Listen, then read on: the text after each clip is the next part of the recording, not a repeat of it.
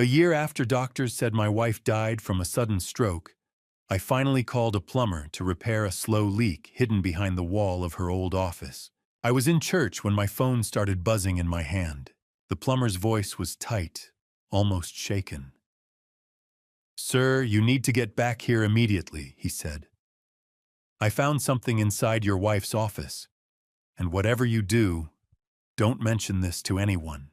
When I walked back into my house, I wasn't prepared for what I saw. My wife hadn't just left memories behind. She had left a secret one so dark, it had the power to tear my family apart forever. I'm truly grateful you're here. If that opening moment caught your attention, stay with me, because what unfolds next will change everything. Before we continue, tell me in the comments where you're watching from. I love seeing how far these stories reach, and it reminds me that we're connected across cities and countries. And let me ask you, if you uncovered a secret hidden inside your own home, one that could destroy your family, would you open it or walk away? Comment your answer below. Please note some elements are dramatized for reflection and learning. Any resemblance to actual individuals or situations is purely coincidental. The phone rang on a quiet Tuesday afternoon exactly 6 months after I buried my wife. I remember the date because I had circled it on the calendar without realizing why. Some part of me had been counting. 6 months since the earth closed over her coffin. 6 months since doctors used the words "sudden stroke" with clinical certainty and sympathetic eyes. 6 months since my world narrowed into silence. I was sitting in the living room of the house we had shared for 42 years. The same cream-colored sofa, the same oak coffee table Josephine insisted on refinishing herself. But it no longer felt like our home. It felt like a museum. A preserved space filled with artifacts of a life that had ended too abruptly. My gaze drifted, as it often did, to the closed door at the end of the hallway. Josephine's office. I hadn't opened it since the morning she died. I told myself I wasn't ready, that grief needed boundaries. But the truth was simpler. I was afraid. Afraid of the quiet inside that room. Afraid of the absence. Afraid of finding her perfume still lingering in the curtains, her glasses folded neatly beside her desk, her handwriting waiting mid-sentence on a notepad. My phone vibrated against my palm. The sudden sound jolted me. Wesley Kane, the plumber I had finally hired after ignoring for months the slow drip that echoed behind that closed door. "A small leak," he'd said. "Nothing urgent," I answered. Mr. Caldwell. Wesley's voice sounded strained. Not irritated, not casual, strained. "Yes, you need to come home, right now." My chest tightened. "I'm at the grocery store. I'll be there shortly." "Sir," he said, lowering his voice, "I found something you need to see." There was a pause. A long one. "And Mr. Caldwell, don't come alone. Bring your son. Bring both your sons if you have them." The call ended. I stood in the middle of Safeway's produce section, fluorescent lights buzzing overhead, my half-filled cart abandoned beside apples and lettuce. The words echoed in my mind. Don't come alone. Why would he say that? I left the cart where it was and walked out without paying, without thinking. The drive home felt unreal, like I was moving through someone else's memory. My hands gripped the steering wheel so tightly my knuckles blanched. The crisp autumn air of Lake Oswego brushed against my face through the cracked window, but I felt none of it. When I pulled into the driveway, Wesley's truck sat there like a warning sign. He opened the door before I could reach for my key. Sawdust clung to his flannel shirt. His usually steady expression looked pale, unsettled.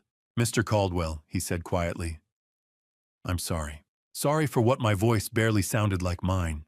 He stepped aside, gesturing for me to enter. We walked down the hallway together, past the framed photo of Josephine and me at our 25th anniversary, past Dennis's graduation portrait. The house felt different now. Watching.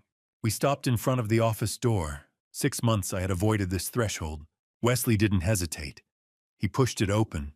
The sight inside stole the air from my lungs. The room looked disturbed, violated. The carpet had been pulled back near the wall behind Josephine's desk. Tools lay scattered across the floor, and the wall itself gone. Not just cut. Removed. Wooden studs exposed, jagged and raw. The leak was behind this wall, Wesley explained carefully. I had to open it up. But once I did, he lifted his flashlight and aimed it into the hollow space beyond the studs. You need to see this. I stepped closer. Behind the wall was a hidden cavity roughly 5 by 6 feet. Unfinished drywall. Unpainted surfaces. This wasn't part of the original structure. It had been built. Deliberately, in the far corner of that hidden space embedded into the frame, was a small safe. My pulse thundered in my ears. I didn't touch it, Wesley said quickly. Stopped the moment I saw it. Josephine had built this. My wife. The woman who told me everything. Who shared every bank statement, every fear, every late-night thought. And yet she had carved a secret chamber into our house without telling me. The safe had a digital keypad. 4 digits. My hands trembled as I typed 0615. June 15th, 1982. The day we married. The lock clicked. Inside were 3 items, a USB drive, a leather-bound journal I immediately recognized, and several manila folders labeled in Josephine's precise handwriting. Dennis, Celeste, Dr. Malcolm Crane, Sebastian Langston. Each name felt heavier than the last. My son, my daughter-in-law, our trusted family physician, my business partner of 30 years, my closest friend, Mr. Caldwell, Wesley said quietly, pointing at the floor. Look, the thin layer of dust in the hidden room wasn't undisturbed. There were faint patterns, partial footprints smudged, as if someone had tried to erase them. Someone else knew about this space. Someone had been here before. A cold wave passed through me. That's why I mentioned calling the police, Wesley added. This feels wrong. Wrong was too small a word. My phone vibrated in my pocket. Dennis. His name glowed on the screen. I stared at it. I didn't answer. Wesley stepped back. I'll give you privacy. But be careful, Mr. Caldwell. Your wife went to great lengths to hide this. He left. The house fell silent. I stood in the gutted office holding my wife's secrets. I picked up the journal. The leather felt worn, familiar. I could almost see Josephine seated at her desk, pen moving steadily across the page. The first entry was dated March 2023, more than a year before she died. I opened it. Theodore, it began. My breath caught. If you're reading this, I'm already gone. And it wasn't an accident. The words blurred. The journal slipped from my hands and hit the floor. Outside, life carried on. A lawnmower droned somewhere down the street. A car door slammed. A dog barked. Ordinary sounds. But inside that office, the world had shifted. Not an accident. The phrase repeated in my mind. For 6 months, I had mourned what I believed was sudden and unavoidable. A tragic stroke. A medical event no one could predict. But she had known. She had prepared. She had hidden evidence inside the bones of our home. And she hadn't told me. I lowered myself into her desk chair. The cushion still held a faint indentation, as if she had just stepped away for a moment. I looked again at the folders. Dennis, my son, the boy who once fell asleep at this desk, while Josephine graded papers. The child she defended, encouraged, loved without condition. My chest tightened painfully. What had she discovered? Why had she hidden it? And why had someone else already been searching? The sunlight streaming through the window seemed too bright, too indifferent. I picked up the journal again, forcing myself to continue reading. Each word felt like stepping onto thin ice. I realized in that moment that my grief had only been the beginning. The stroke, the funeral, the casseroles and condolences, all of it had been a surface story. Beneath it lay something far darker. The room no longer felt like a place of memory. It felt like the scene of a crime waiting to be understood. And as I sat there surrounded by torn walls and exposed secrets, one truth settled into my bones with chilling clarity. My wife hadn't just died. She had been preparing for something, and whatever she had uncovered was still very much alive. I turned the key in the office door and locked it behind me. The click sounded louder than it should have, final deliberate. Outside, rain began to fall, light at first, then steady tapping against the window pane in a rhythm so familiar it made my chest ache. Josephine used to drum her fingers the same way when she was thinking through a problem, soft and thoughtful, like a private metronome. I crossed the room slowly and lowered myself into her chair. The air still carried a faint trace of her lavender perfume. Or maybe I only imagined it because I wanted to. The journal lay open where I had dropped it earlier. My hands trembled as I turned to the second page. The paper felt thinner than I remembered, fragile, like the illusion I had been living in for the past 6 months. Every line of Josephine's handwriting felt intimate, careful, intentional. Words written in secret, hidden inside a wall because she believed she might never get the chance to speak them aloud. The first dated entry appeared, March 15th, 2023. More than a year before she died. I leaned closer. I found discrepancies in the company accounts. Dennis has been moving money, large amounts. I need to investigate quietly. My breath caught so sharply it hurt. Dennis, our son. Josephine had suspected him over a year ago, and I had never known. She had carried that suspicion alone, protecting me from it, or perhaps protecting him. My pulse pounded in my ears as I turned the page. August the 3rd, 2023. I've been looking into Dennis's wife, Celeste. She isn't who she claims to be. Previous marriages, previous deaths. I'm frightened, but I need more proof. The rain intensified, drumming harder against the glass. The sound blurred with the roaring in my head. Previous marriages, previous deaths. Josephine had been afraid, and she hadn't told me. Why? Because she needed evidence. Because she wanted certainty. Because she didn't want to believe it either. I swallowed and flipped forward again. January 9th, 2024. I've been feeling ill. Nausea, hair loss, confusion. My vitamins taste different. Dr. Crane prescribed them. Sebastian introduced Dr. Crane to our family 10 years ago. Could there be a connection? Dr. Crane, Sebastian Langston. 2 names I had trusted without question. 2 men who had stood beside me at Josephine's funeral. My stomach turned. I turned another page. The handwriting had changed. Less steady. The loops uneven. The strokes heavier in some places, faint in others. February 18th, 2024. I confronted Celeste yesterday. She smiled at me and said, "You should be more careful, Josephine. I need to tell Theodore, but I need proof first." My fingers tightened on the paper. She had confronted her, alone. My wife had stood face to face with a woman she suspected of murder, and she had done it without telling me. The rain hammered harder, streaking the window with blurred silver lines. I could barely hear anything beyond the pounding of my own heart.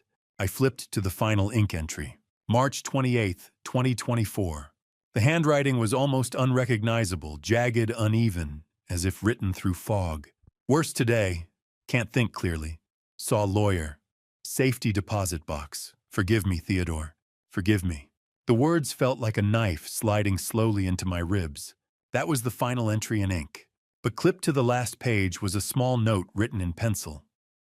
The letters were larger than usual, shaky and uneven. USB drive. Listen. April 10th. April 10th, 2024. 2 days before she died. My hands moved mechanically. I retrieved the USB drive from the safe and inserted it into Josephine's old laptop, which still sat in the corner of her desk, exactly as she had left it. The screen flickered to life. One file, an audio recording. My throat closed as I clicked play. Static filled the room first, then her voice. Soft, thin, hoarse. "Theodore, if you're hearing this, I've run out of time." I pressed my hand over my mouth as tears flooded my vision. "Look at my medical records. Dr. Crane is lying. It wasn't a stroke. The symptoms, they're consistent with poisoning. Thallium, maybe. I don't know. But I know it wasn't natural." Her breathing sounded shallow, labored, and Sebastian. She continued, her voice trembling slightly. "Sebastian never forgave me for choosing you. I thought he had moved on. I was wrong. He introduced Crane to us. He loaned Dennis money when Dennis was desperate. He's been there in the background, Theodore, watching. A long pause. Rain battered the glass. I've left evidence with my lawyer, Lillian Prescott. She has instructions. If anything happens to me, she'll open a sealed file in April 2025. But I don't know if I'll make it that long. Her voice broke. I'm so sorry I didn't tell you sooner. I wanted to be sure. I wanted to protect you. But now, I'm afraid I've waited too long. I heard her crying softly. Please, Theodore, protect yourself. Don't trust Dennis. Don't trust Celeste. And don't trust Sebastian. I love you. I will always love you. The recording ended. The room felt suffocatingly quiet. Only the rain remained. She had known. She had known she was being poisoned. She had known who was responsible, and she had tried to shield me from it. I sat there in the dark, her voice echoing in my mind. Not a stroke. Murder. The word formed slowly, heavily. Josephine had been murdered. I looked down at the journal and the folders spread across the desk. Dennis, Celeste, Dr. Crane, Sebastian, names that once represented safety. Now they felt like threats. She had stood between them and me, alone. Grief hit me with crushing force. I bent forward, pressing my hands against my face as sobs tore through my chest. For 6 months I had believed I was mourning a natural loss, but this was betrayal. Calculated, patient, intimate. I wiped my eyes roughly and reached for my phone. I needed help. The police. A lawyer. Someone with authority, someone who could navigate this nightmare. Before I could dial, headlights flashed across the office window. I froze. A car engine idled in the driveway. I looked at the clock on Josephine's desk. 8:47 p.m. Dennis and Celeste's weekly visit. They were early. My blood turned to ice. The journal lay open. The USB drive still connected. The folders exposed. If they saw this, if they realized I knew. Car doors slammed outside. Footsteps approached the porch. I had seconds. My hands moved frantically. I pulled the USB drive from the laptop, shut it down, shoved the journal back into the safe. I closed it, spun the lock, pushed the hidden panel into place, smoothing it with trembling palms. The folders, I swept them into Josephine's desk drawer and shut it hard. The doorbell rang. I forced myself to inhale slowly. Exhale. Fear could not show. Knowledge could not show. I unlocked the office door and walked down the hallway. The rain glistened on the porch light as I flipped it on. I opened the front door. Dennis stood there smiling awkwardly. Rain dripped from his jacket onto the porch. Celeste stood beside him, composed as ever. Her eyes were sharp, scanning, assessing. "Hey, Dad," Dennis said lightly. "Hope we're not too early." Every instinct in my body screamed to slam the door shut. Instead, I smiled. "Not at all," I said calmly. "Come in." And as they stepped past me into the house, I understood something with chilling clarity. They had no idea the wall had been opened. They had no idea I had heard Josephine's voice. And for the first time since she died, the advantage was mine. Celeste's expression softened, her eyes glistening just enough to pass for grief. If I hadn't known what I knew, if this had been yesterday or last week, I might have believed her. "We all miss her," she said quietly, her voice wrapped in sympathy. I nodded slowly, forcing my throat to work around the fury rising inside me. This woman, this predator, was standing in my living room beneath Josephine's wedding portrait, pretending to mourn the wife she had helped poison. "Can I get you anything?" I asked evenly. "Coffee." "That'd be great," Dennis replied, already stepping toward the kitchen behind me. I turned my back to them and walked away before my composure cracked. In the kitchen, I moved through the familiar motions, automatically grinding the beans, measuring the water, setting out 3 mugs from the cabinet Josephine had insisted on organizing by color. My hands functioned from muscle memory, but every nerve in my body was alive with alarm. "Run," something inside me whispered. But I couldn't, not yet, not without knowing what they were here for. Dennis leaned casually against the counter, arms folded. He looked tired. Or anxious. It was hard to tell the difference anymore, so he said lightly, as if we were discussing the weather. "The plumber. Everything okay with Mom's office?" I kept my face neutral, focusing on the hiss of the coffee machine. Just old pipes. You know how it is with these houses. He nodded but didn't look convinced. He had to open up the wall, right? Dennis continued, tone deceptively casual. Did he find anything, old documents? Maybe Mom kept a lot of papers in there. There it was. I turned slowly and met his eyes. My son, the boy I once taught to ride a bike in this very driveway. The teenager I helped practice handshake grips before his first internship interview. The man who may have stood by while his mother was poisoned. Nothing important, I said calmly. Just dust and spiders. Dennis's shoulders dropped a fraction. It was subtle, almost imperceptible, but I saw it. Relief. I poured the coffee into the mugs and carried them back to the living room. Celeste had made herself comfortable on the couch, one leg crossed elegantly over the other. She looked at home. Two at home. Theodore, she said as I handed her a mug. Have you given any more thought to updating your will? There it was again. Control disguised as concern. I know it's difficult. She continued smoothly, but after everything that happened, it's important to keep things organized. Dennis worries about you. I'm not planning to go anywhere. I replied with a faint smile. Of course not, she said, stirring her coffee slowly. But life is unpredictable. Accidents happen. The way she said it, calm, almost clinical, sent a cold wave through me. Dennis jumped in quickly.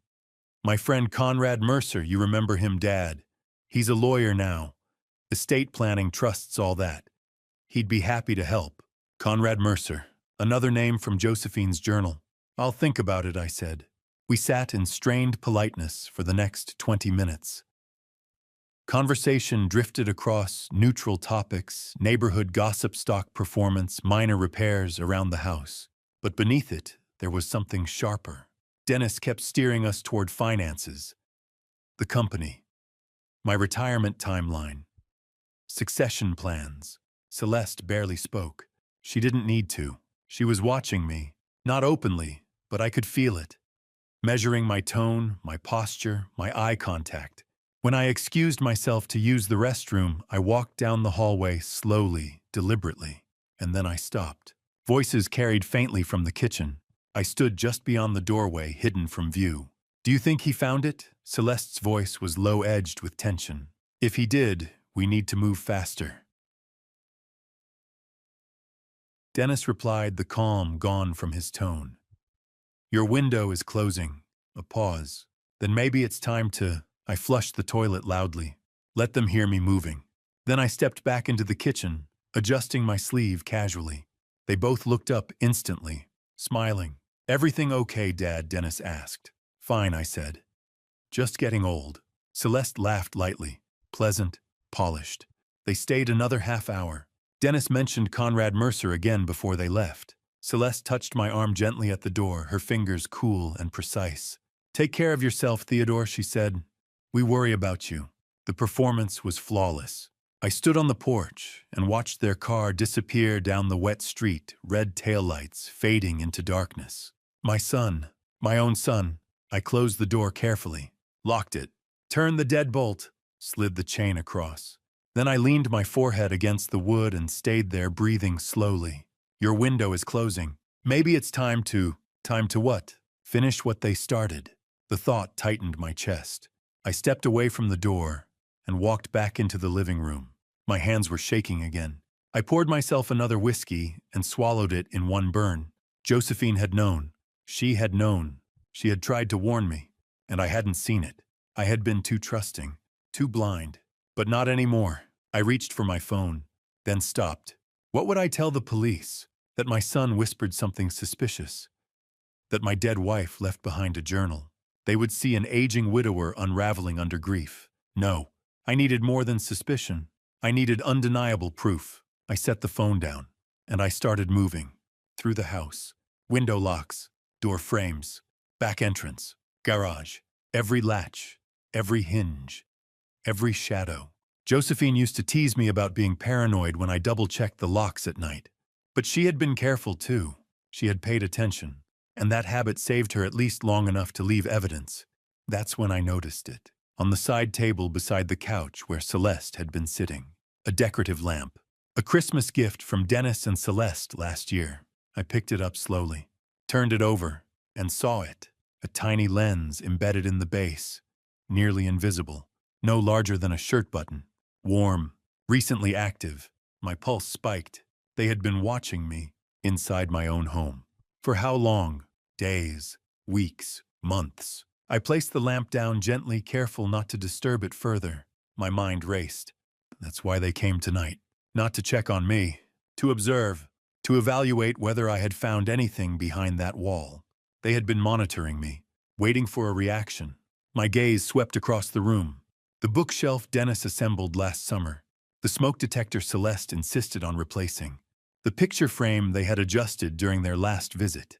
How many devices were hidden in plain sight? How long had my home stopped being mine? I walked to the window and peered out into the dark. Rain streaked down the glass, distorting the empty street beyond. Somewhere out there, they were watching a live feed, waiting to see what I would do next, waiting to see if I panicked, if I called someone, if I searched frantically. I reached over and switched off the lamp. The room fell into shadow. Let them watch darkness. Let them think I was afraid. I stood there quietly, heart still pounding, mind sharpening. They had made one mistake. They underestimated me. And for the first time since Josephine died, I understood the rules of the game. I didn't move again for several minutes. Not until I was sure my breathing had steadied. Not until I was certain my face showed nothing but exhaustion. Then I sank into the armchair and waited. Because if they were watching, I would give them something to see. I didn't sleep that night, not even for a moment. Every sound in the house felt amplified. The ticking clock in the hallway, the hum of the refrigerator, the rain sliding down the gutters. I lay in bed staring at the ceiling, Josephine's voice replaying in my mind. Protect yourself. Don't trust them. By the time dawn bled pale light through the curtains, I had made my decision. At 7 sharp, I carried the hidden camera wrapped carefully in a kitchen towel to my car. The USB drive and Josephine's journal sat in a leather briefcase on the passenger seat. The engine started with a low rumble, and I backed out of the driveway without looking at the house. I couldn't bear to. At 8 o'clock, I was climbing 3 narrow flights of stairs in an aging brick building in downtown Portland. There was no elevator, just steep wooden steps worn smooth in the center from decades of foot traffic. The stairwell smelled faintly of stale coffee and paper-old files, old secrets. At the top landing, a frosted glass door bore faded gold lettering. Declan Foster, Private Investigations. I paused, inhaled, then knocked. Come in, a voice called.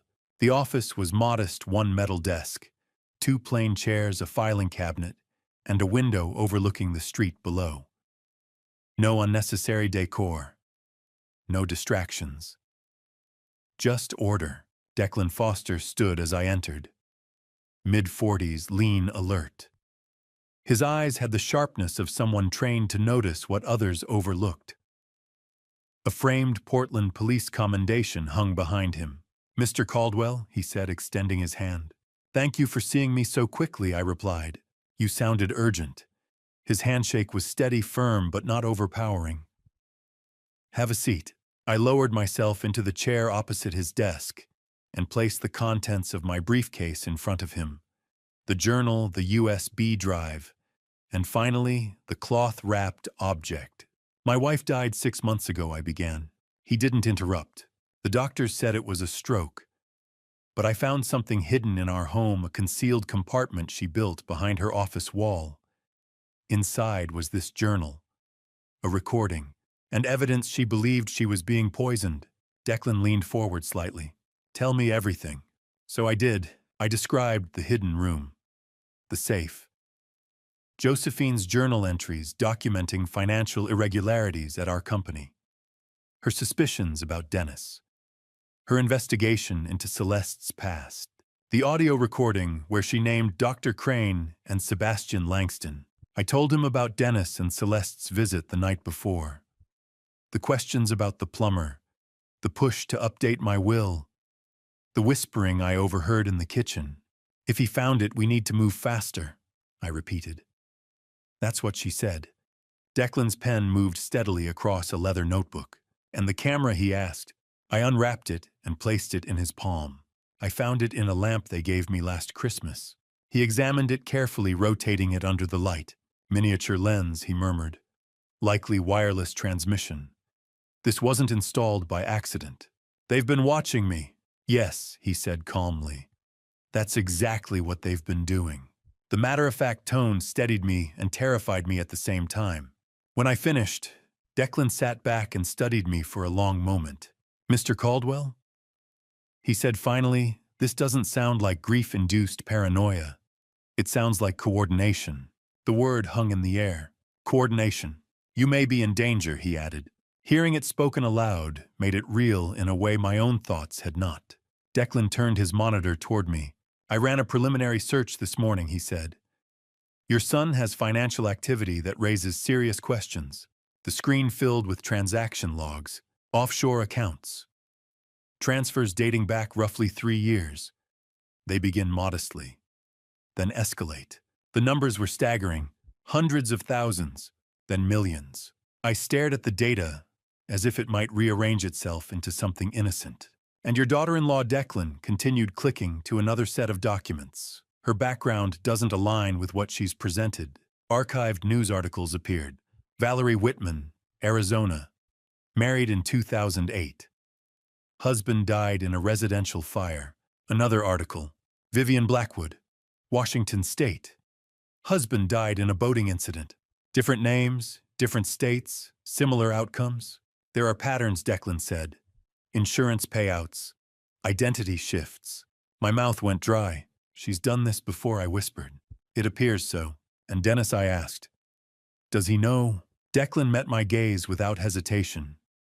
Your son is either manipulated or complicit. I don't know which yet, but either scenario places you at risk. The room felt smaller.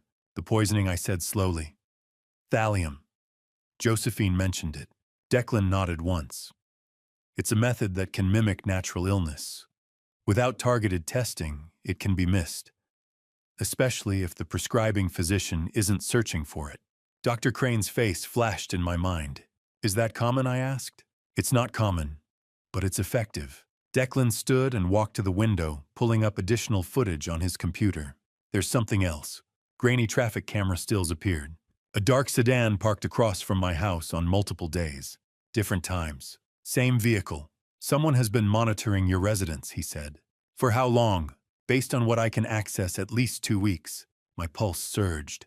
This isn't casual observation, Declan added. This is structured. What do? I asked quietly. He turned to face me fully. First, you avoid confrontation. Second, you maintain normal behavior. Third, you don't return home without precautions. He sat down again. We need to secure you physically and digitally. We assess vulnerabilities. We determine how much access they've had. He tapped the camera gently. This is useful. It establishes intent. And the journal, I asked. It's significant, he replied. But personal notes alone won't sustain a criminal case. I nodded. I need proof, I said. Yes, he agreed. Financial documentation. Independent forensic analysis. Corroborating evidence. He paused. You mentioned a lawyer your wife trusted. Lillian Prescott. Declan wrote the name down carefully. If your wife left material with legal counsel, that could be crucial. He leaned back slightly. If she suspected she was in danger, she likely took additional steps. The rain outside streaked the window, blurring the city into gray motion. And if they're watching me, I asked. They may be evaluating your reactions, he said. Looking for panic, for impulsive decisions. I thought about the lamp, the darkness I had left behind. They won't get that, I said. Declan's expression softened almost imperceptibly. Good, he replied. He closed his notebook. We move carefully, he said. Methodically. I gathered Josephine's journal and slid it back into my briefcase. For months I had wandered in confusion, doubting my instincts. Now, sitting in that small office overlooking downtown Portland, something inside me steadied. Grief had shifted into awareness. Awareness into purpose. Declan extended his hand again. We'll take this one step at a time, he said. I shook it. Because whatever had begun with a hidden wall and a whispered warning was no longer just a mystery, it was a strategy. It took me a full day to find her, Josephine's college roommate, a woman I hadn't spoken to in years. Lillian Prescott, attorney at law with an office overlooking the Willamette River. When I stepped into her office that Thursday afternoon and saw the framed photograph on her desk, Josephine and Lillian laughing at a class reunion 10 years ago, I realized how much of my wife's inner world I had never known. Lillian stood to greet me. She was in her early 50s, sharp-eyed and composed, dressed in a charcoal blazer that spoke of quiet authority. But when she took my hand, her grip was warm. "Theodore," she said gently, "I've been waiting for this call. I just hoped it wouldn't come this soon." I sank into the chair across from her desk, exhausted. "You knew." "I knew Josephine was afraid," Lillian said, sitting down. "I didn't know how bad it was until it was too late." She gestured to the photograph. "Josephine and I reconnected about 5 years ago. We became close again. She trusted me. She never mentioned you," I said quietly. She wanted to protect you," Lillian replied. "The less you knew, the safer you were. Or so she thought." I pulled out Josephine's journal and set it on the desk. "She left me this, and a recording. She said you were her lawyer." Lillian nodded slowly. "She came to see me last year. She was terrified, Theodore. She discovered something about Dennis, about his wife, Celeste." I said the name, bitter on my tongue. "Yes." Lillian opened a file on her desk. "Josephine brought me documents, financial records, background checks she'd done herself. She was convinced Celeste was dangerous, and she believed Dennis was either being manipulated or was complicit." My throat tightened. "When did she come to you?" "The first time last March. But the last time—" Lillian paused, her expression pained. "A week before she died. She made an emergency appointment. She wanted to change her will immediately, remove Dennis entirely." The words hit me like a punch. She was going to disinherit him. Yes. She said she couldn't let him benefit from whatever was about to happen. I stared at her. She knew she was dying. Lillian's eyes filled with sorrow. "She showed me the symptoms, Theodore. Hair loss, confusion, nausea. She was certain she was being poisoned. Why didn't she go to the police?" My voice cracked. "Why didn't she tell me?" "She tried to tell you," Lillian said softly. "But you didn't see it. None of us did. And she was afraid that if she acted too soon, they'd cover their tracks. She needed proof. Ironclad proof. Did she get it?" Lillian reached into her filing cabinet and pulled out a thick envelope sealed with red wax. "She left me this. A sealed will. Instructions were very specific. It's not to be opened until 1 year after her death. April 2025. 6 more months." I leaned forward. "Why would she wait? She said if she acted too quickly, they'd know she was onto them. She needed time to gather everything: bank records, medical evidence, testimony. She wanted to make sure that when the truth came out, it would be undeniable." I looked at the envelope. Inside it, Josephine's final weapon. Evidence that could bring down Dennis, Celeste, Dr. Crane, Sebastian, all of them. But 6 months felt like an eternity. "There's more," Lillian said, her voice turning grim. She slid a stack of legal documents across the desk. I scanned the top page. My name. A petition filed with the county court. Petition for determination of incapacity and appointment of guardian. "What is this?" I whispered. 3 days ago. Lillian said, "Conrad Mercer filed a motion with the court. He's trying to have you declared legally incompetent." My hands shook as I flipped through the pages. Medical assessments. Statements from Dr. Malcolm Crane claiming I was suffering from dementia. Testimony from Dennis describing my erratic behavior since Josephine's death. And at the bottom, a signature. My signature, but I had never signed this document. They forged it. Lillian said, her jaw tight. They're claiming you requested Conrad Mercer as your legal guardian. If the court approves, this Dennis will control everything, your assets, your medical decisions, your life. I couldn't breathe. They're trying to erase me. Legally, yes, Lillian said. And once they have control, Theodore, you become a liability. Just like Josephine. The room spun. This wasn't just about money. It wasn't just about revenge. It was systematic. Calculated. They were going to take everything from me, and then... We fight back, Lillian said firmly. She opened her laptop and began typing. I'm filing a counter motion today. I'll get an independent psychiatric evaluation to prove you're of sound mind. I'll challenge the forgery. And I'll request a restraining order to keep Dennis and Celeste away from you until this is resolved. Will it work? I asked. No, it'll buy us time, Lillian said. But Theodore, you need to understand this is going to get ugly. Conrad Mercer is good at what he does. And whoever's behind this has resources. Sebastian Langston, if Josephine was right about him, has connections. Money. Influence. I don't care, I said, my voice hard. They killed my wife. They're trying to kill me. I'm not going to let them win. Lillian's expression softened. Josephine said you'd say that. She reached across the desk and squeezed my hand. She loved you, Theodore. Everything she did, the journal, the will, the evidence, she did it to protect you. Now it's our job to finish what she started. I nodded, tears blurring my vision. What do we do next? Lillian pulled up a calendar. The competency hearing is scheduled for next week. I'll represent you. But in the meantime, you need to stay safe. Do you have somewhere secure to go? I'm working with a private investigator, I said. Declan Foster. Lillian's eyes lit with recognition. Former Portland PD, good man. Stay close to him. And don't go anywhere alone. If they're moving this fast, it means they're desperate. She handed me a business card with her direct number. Call me if anything happens. Day or night, I stood to leave. But Lillian's voice stopped me. Theodore! I turned back. They're not just after your money, she said quietly. They're trying to erase you legally before they finish what they started with Josephine.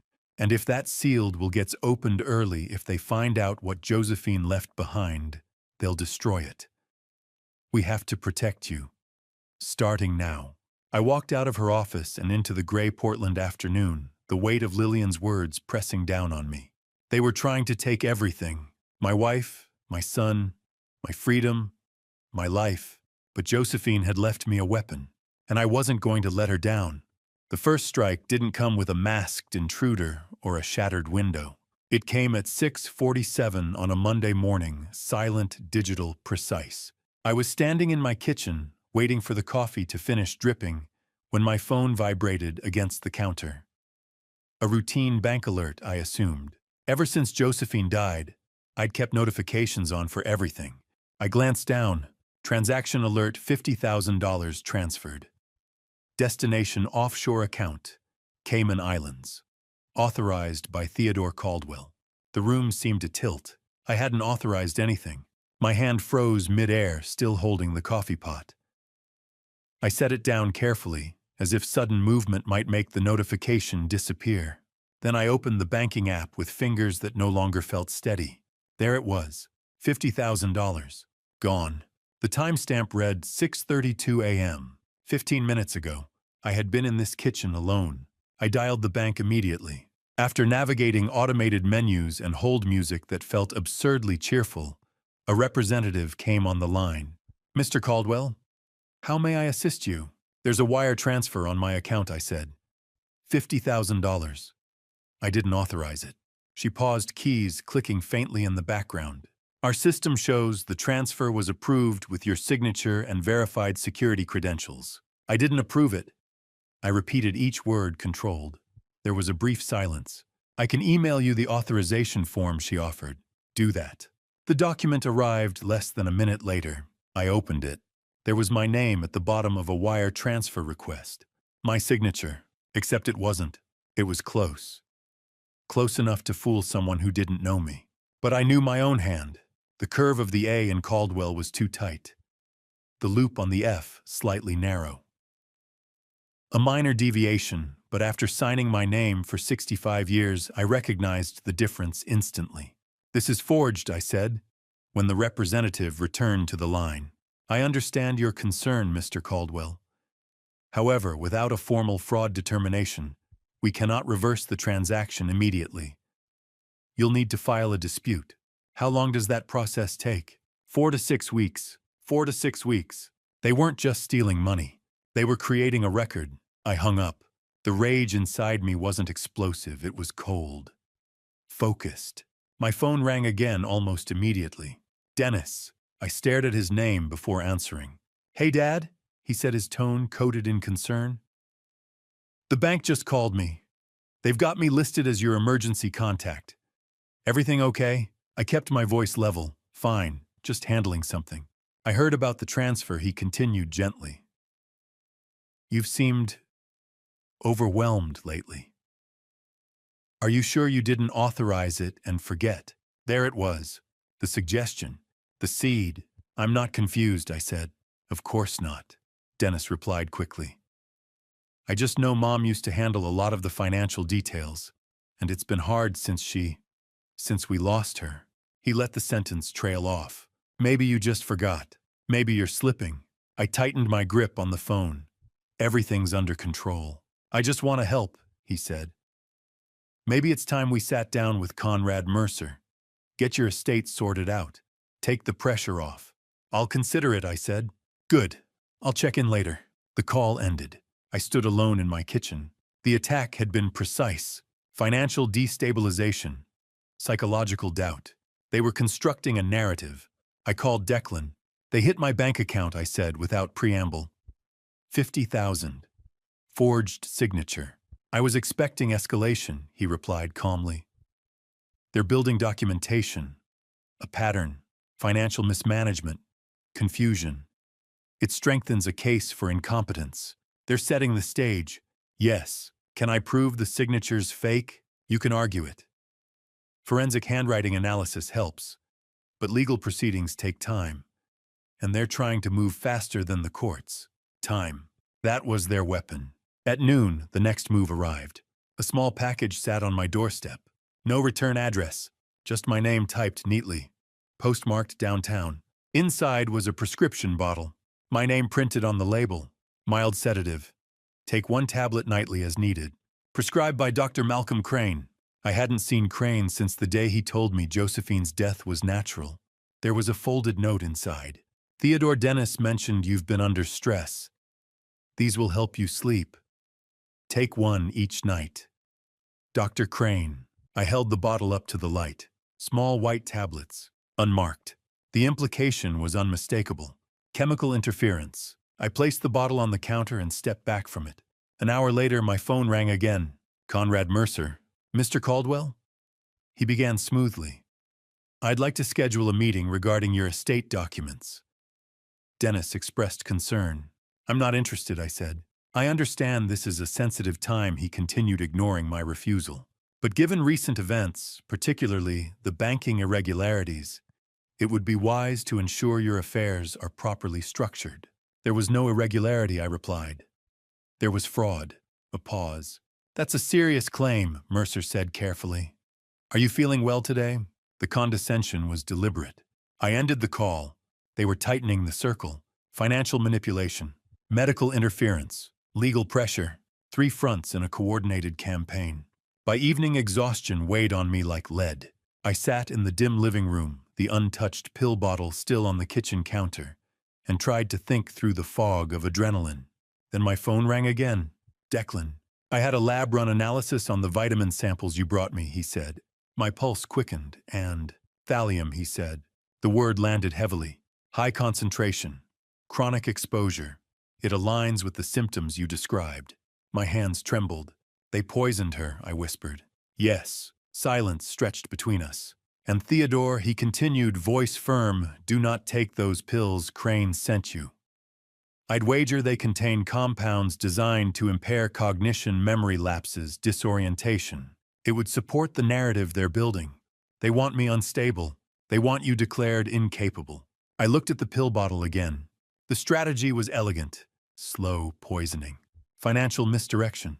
Documentation of confusion. Medical prescriptions reinforcing cognitive decline. All legal. All plausible. All devastating. They're trying to dismantle me piece by piece, I said. Yes. I leaned back in the chair. For months I had thought grief was the enemy. Now I understood. This was not grief. This was orchestration. And I was still alive. Which meant the game wasn't over. Not yet. Declan called me at midnight. I was already awake, staring at the ceiling, my mind churning through everything that had happened. So when my phone lit up the dark bedroom, I answered before the first ring finished. I found her, Declan said without preamble. Or rather, I found all three of her. His voice had that cold, professional edge cops use when the news is very bad. I sat up, heart pounding. What do you mean, three? Celeste Caldwell isn't her real name, Declan said. And she's done this before. Twice. I turned on the bedside lamp and reached for the notebook I'd been keeping, dates, names, everything Declan had uncovered. My hands shook as I wrote. I lifted prints from the wine glass she used at your house. Declan continued. Ran them through a contact at the bureau. It took some digging, but I got a hit. Multiple hits, actually. He paused, and I heard papers rustling. Identity 1, Valerie Whitman. Married to Spencer Reed, a tech consultant in Colorado, 2005 to 2008. Spencer died in a hiking accident at Rocky Mountain National Park. Fall from a cliff. The investigation was minimal, ruled accidental. Valerie collected an $800,000 life insurance payout and disappeared. My stomach turned. And the second, Identity 2, Vivian Blackwood. Married to Nolan Bennett, a real estate developer in California, 2008 to 2010. Nolan died in a boating accident on Lake Tahoe. Explosion. Faulty fuel line, according to the report. Vivian collected $1.5 million and vanished again. I couldn't speak, couldn't breathe. And then, Declan said, his voice hardening, she became Celeste.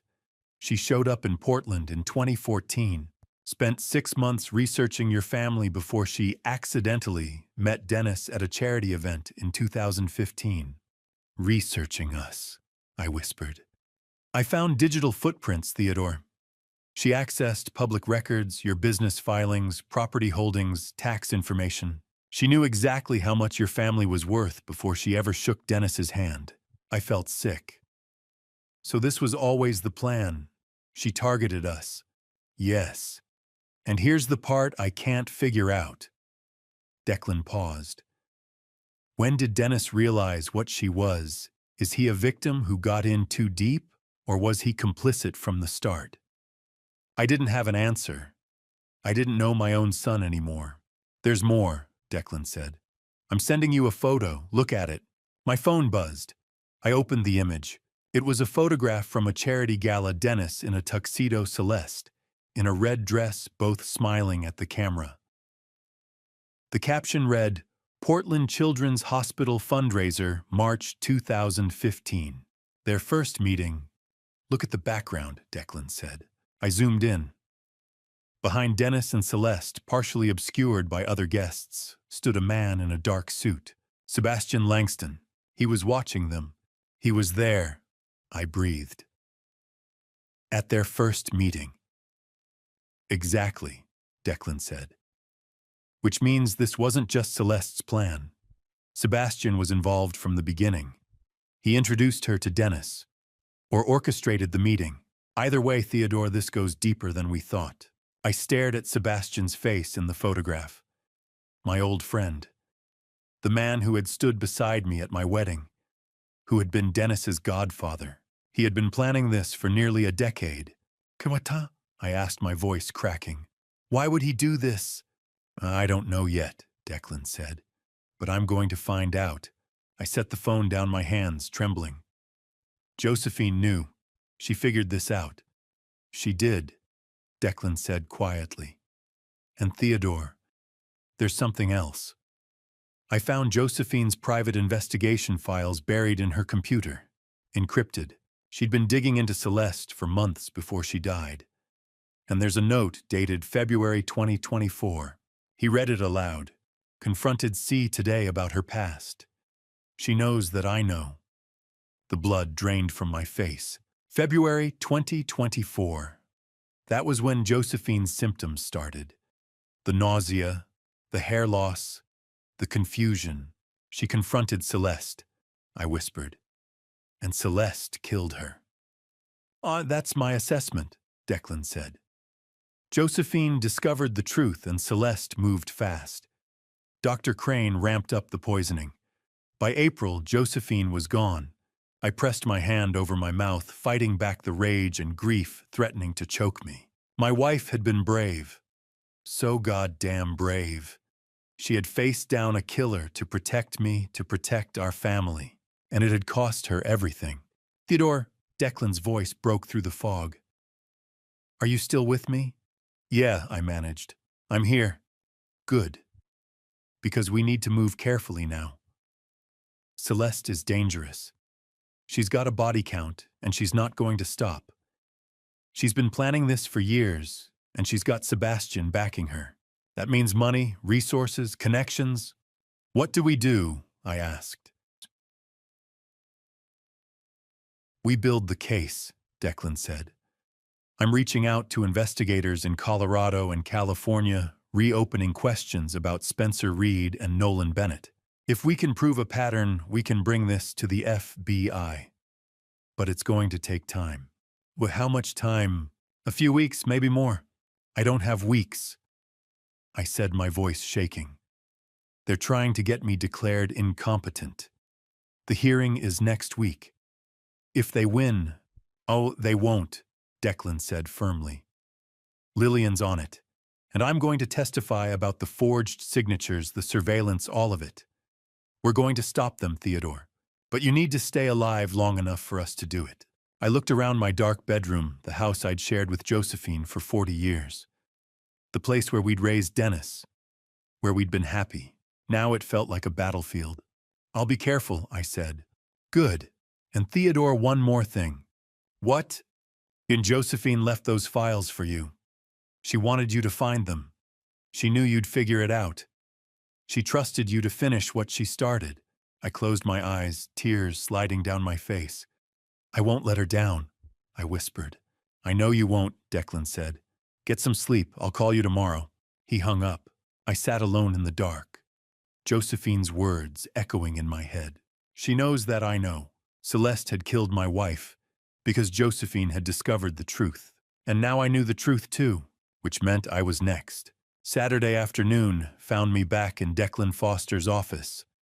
The rain streaking down the narrow window while decades of my life lay scattered across his desk in neat, devastating rows. Old photographs, financial statements, phone logs, corporate filings. It looked less like a private investigator's workspace and more like a courtroom exhibit evidence arranged for a jury. Except the crime wasn't a single act. It was my entire life carefully dismantled. Declan stood across from me, sleeves rolled up, expression focused. He had arranged the documents in chronological order, forming a timeline that stretched from the 1960s to the present. Start at the beginning, I said quietly. He nodded and slid a worn college yearbook toward me. University of Oregon, 1963 to 1965. The cover was faded, the edges softened by time. I opened it with unsteady hands. There they were, Josephine and Sebastian, young, laughing, captured in black and white. She was leaning slightly toward him, her expression open and radiant. His hand rested at the small of her back. They were together for 2 years, Declan said gently.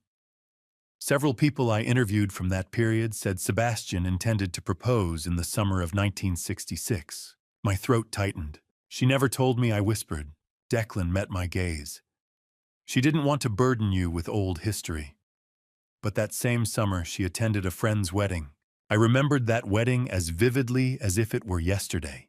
The string quartet near the garden fountain. The way Josephine laughed when I misstepped during the first dance. The sudden electric certainty that I had just met the woman I would marry. That's where she met you, Declan said. And she chose you. I looked down at the photograph again. She chose me, I repeated. And Sebastian never accepted it. Declan slid another document across the desk, a business registration from Seattle dated 1967. Sebastian left Oregon shortly after he continued. Built a technology and commercial real estate portfolio. Made substantial money. But he never married. Relationships were brief. Every woman he dated bore a resemblance to Josephine. A chill crept up my spine. This wasn't forgotten, Declan said quietly. It was postponed. He added another layer to the timeline. Sebastian returns to Oregon, Declan said. Reaches out to you. Suggests a business partnership. I nodded slowly. He said he missed his old friends. Wanted to rebuild bridges. He wanted proximity, Declan corrected. The word struck me hard. Proximity? From that point forward, Declan continued spreading out financial documents. He inserted himself into every significant decision you made. Investments, acquisitions, board appointments. I scanned the pages. Sebastian's name appeared everywhere. Consultant, advisor, silent partner. He nudged you toward high-risk ventures, Declan said. Introduced you to intermediaries who were financially dependent on him. Ensured he had leverage. He was my friend, I said hollowly. My son's godfather. And that was strategic, Declan replied. Another file appeared. This is when Sebastian introduced Dr. Malcolm Crane to your family, Declan said. Crane had outstanding gambling debts, nearly $100,000. Sebastian cleared them. In exchange, I asked. In exchange, Crane became compliant. The implications settled like a weight on my chest. Declan tapped another entry. The charity gala where Dennis met Celeste. Sebastian organized the guest list. I closed my eyes briefly. He brought her into our lives. Yes, a loan agreement. $300,000 transferred to Dennis for a commercial real estate investment. It failed, I said quietly. Likely by design, Declan replied. Dennis couldn't repay Sebastian. From that moment, your son was financially bound. I felt something fracture inside me. He used my son, I whispered. For leverage. Declan's voice remained calm, but I could hear the undercurrent of anger beneath it. This wasn't spontaneous, he continued. It was a long-term operation. 4 decades of patience. The room felt colder. There's more, Declan said softly. How can there be more? I asked, my voice thin. He pulled a police report from a separate folder. April 12, 2024. The day Josephine died. You were at the office that morning, Declan said. Yes. Dennis placed a 911 call at 10:47 a.m., reporting that Josephine had collapsed. I remembered the frantic call from my son. The drive home. The flashing lights. But look here, Declan said, pointing to an earlier entry. 10:39 a.m. 911 call from Sebastian Langston's mobile phone. Reporting an unresponsive female at your address. I stared at the timestamp. 8 minutes earlier, Declan said quietly. My pulse thundered in my ears. He was there, I breathed. Yes. Before Dennis. Yes. The room seemed to tilt. He called first, I repeated, struggling to process it. Declan leaned forward slightly. I believe Sebastian administered the final dose, he said carefully. Then he placed the call to control the narrative. Ensure paramedics responded under the right description. Ensure doctor. Crane was notified. Images flashed in my mind. The hospital corridor. Sebastian's hand on my shoulder. Theodore, she went peacefully, he had said. Crane says the stroke was severe. He had guided me through my grief, positioned himself as support, and I had trusted him. I rose abruptly and walked to the window, staring at the gray Portland skyline. Sebastian, the man who stood beside me at my wedding, who toasted our 25th anniversary, who held Dennis as an infant. He hadn't simply attended Josephine's funeral. He had orchestrated it. He gave the eulogy, I said quietly. He spoke about loyalty, about friendship. Declan's jaw tightened. This wasn't about money, he said. Money was leverage. This was about loss. You married the woman he loved, and instead of moving on, he waited. 40 years. Waiting, I sank back into the chair, the timeline stretching before me like a map of betrayal. He dismantled everything I whispered. Piece by piece, Declan confirmed. Your business stability, your son's independence, your wife's health, and now your credibility. The pattern was undeniable. He'll target me next, I said. Declan didn't hesitate. Yes. I looked again at the photograph from the yearbook. Josephine's smile, Sebastian's possessive stance. She chose me, I said almost to myself. And he never forgave her, Declan replied. Silence filled the office. 40 years of calculated resentment. 40 years of patient revenge. The rain continued outside, steady and indifferent. I traced my finger along the edge of the old photograph. She chose me, I repeated stronger this time.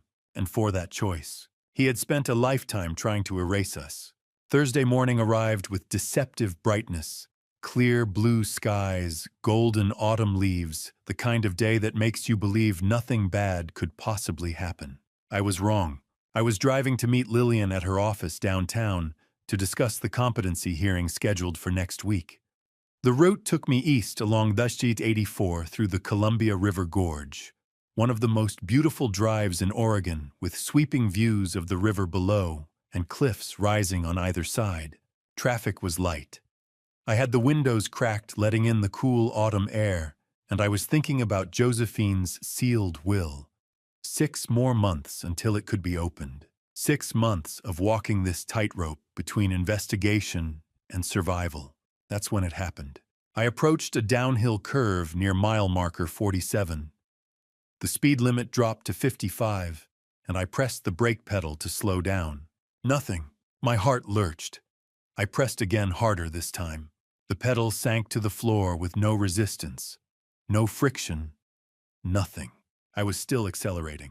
45 miles per hour. 50. 55.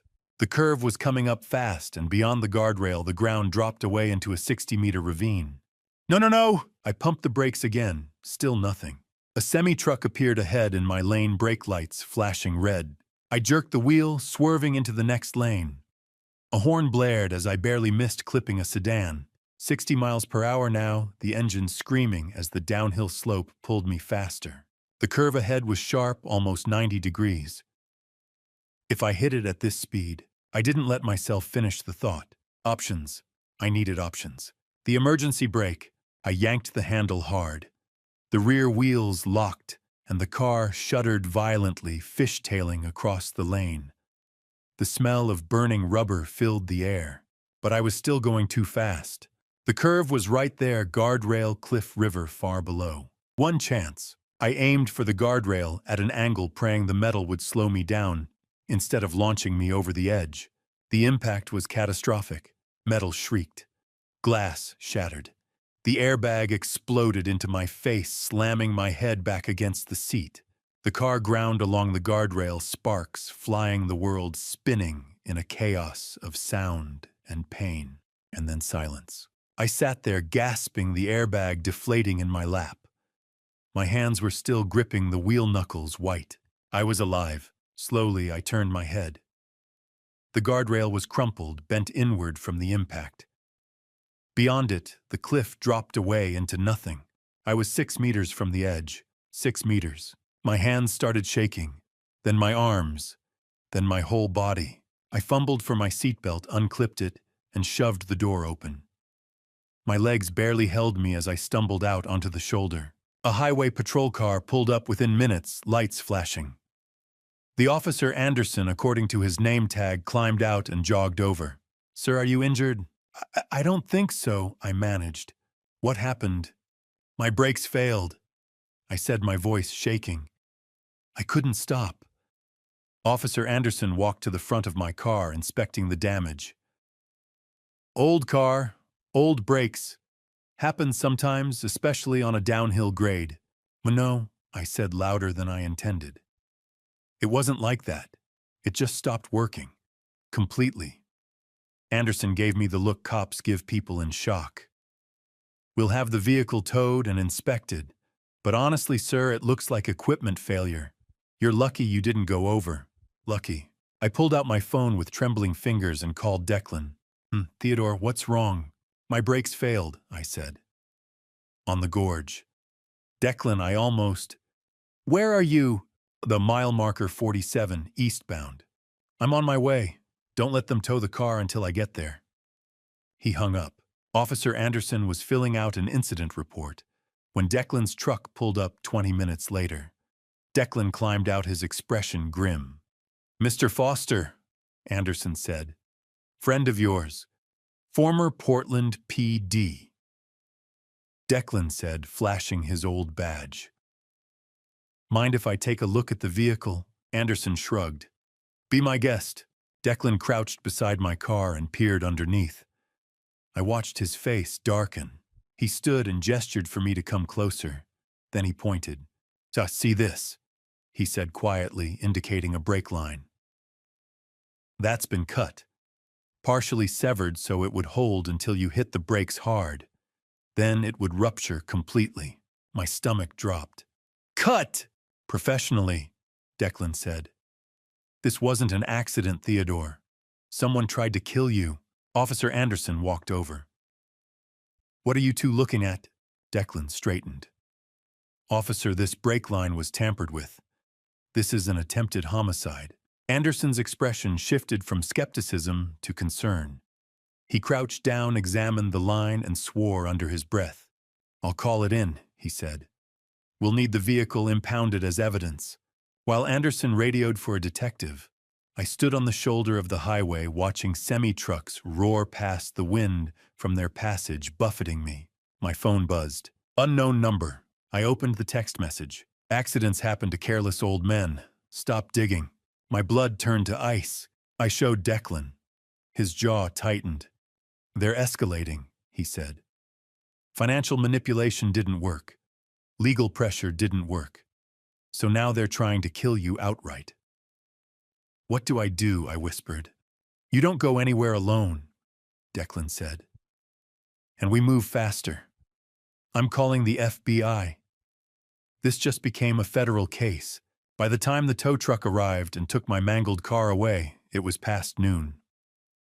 Declan drove me home in silence, both of us processing what had just happened. When we pulled into my driveway, he put the truck in park and turned to me. Theodore, you can't stay here alone anymore. They know where you live. They've been inside your house. They tampered with your car while it was parked in your garage. I know, I said quietly. I'm staying with you tonight, Declan said. And we're getting you out of here tomorrow. Safe house, somewhere they can't find you. I wanted to argue, to say I could handle this myself, but I was exhausted and terrified. Okay, I whispered. Declan nodded. Good. Now let's get inside. And Theodore, I looked at him. We're going to catch them. All of them. I promise you that. I believed him. But as I walked into my house, the house I'd shared with Josephine for 40 years, I couldn't shake the feeling that I was walking into a trap. 1 week after someone tried to kill me on the highway, my son invited me to dinner. I knew I shouldn't go, but I went anyway. Dennis called on Tuesday, his voice thick with what sounded like regret. Dad, I know things have been tense. Can we talk just dinner at our place Thursday night? Please. Lillian told me not to go. Declan told me it was a trap. But part of me, the part that remembered teaching Dennis to ride a bike, the part that had held him when he was born, still wanted to believe my son wasn't trying to kill me. Okay, I said. Thursday. Declan insisted I wear a wire. A tiny recording device taped to my chest, hidden under my shirt. If they say anything incriminating, he said, we'll have it on tape. In Thursday, 7:00 p.m., I pulled up to Dennis and Celeste's apartment building, a sleek, modern high-rise downtown, all glass and steel. Nothing like the warm, cluttered home Josephine and I had raised him in.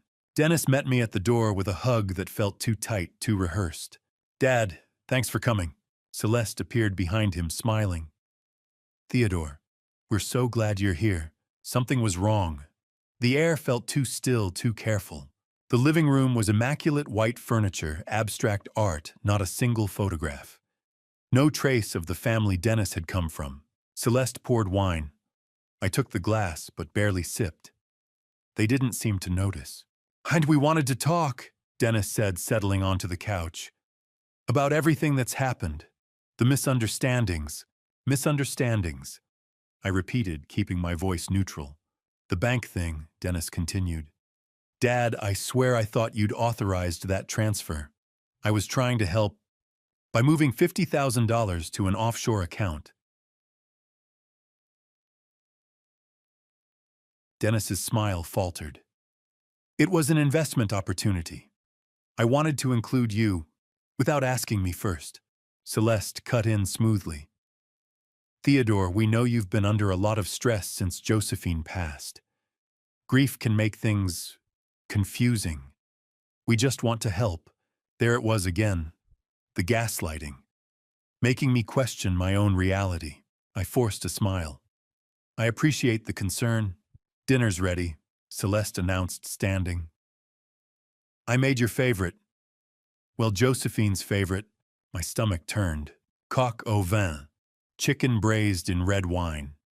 The dish Josephine used to make on special occasions. The irony wasn't lost on me. We sat at the dining table, too formal, too staged. Celeste served the plates herself, her hands graceful and deliberate. I watched her closely. Did she add something? A sprinkle of powder, a few drops from a vial? I couldn't tell. Eat, Dad, Dennis urged. Celeste worked all day on this. I took a small bite. It tasted fine, rich, savory, nothing obviously wrong. But I didn't trust it. I pushed the food around my plate, taking tiny portions, chewing slowly. When they weren't looking, I slipped a piece of chicken into my napkin. Not hungry, Celeste asked, her eyes sharp. Doctor told me to eat light, I said. Stomach hasn't been the same since the accident. That must have been terrifying, she said, her voice dripping with false sympathy. Brake failure, so random. I met her eyes. Yes, random. Dennis steered the conversation back to safer territory, weather, holidays, neutral topics. But every few minutes, he'd circle back. Hi, Dad, you really should meet with Conrad Mercer. He's the best estate lawyer in Portland. He could help you avoid complications. I have a lawyer, I said, Lillian Prescott.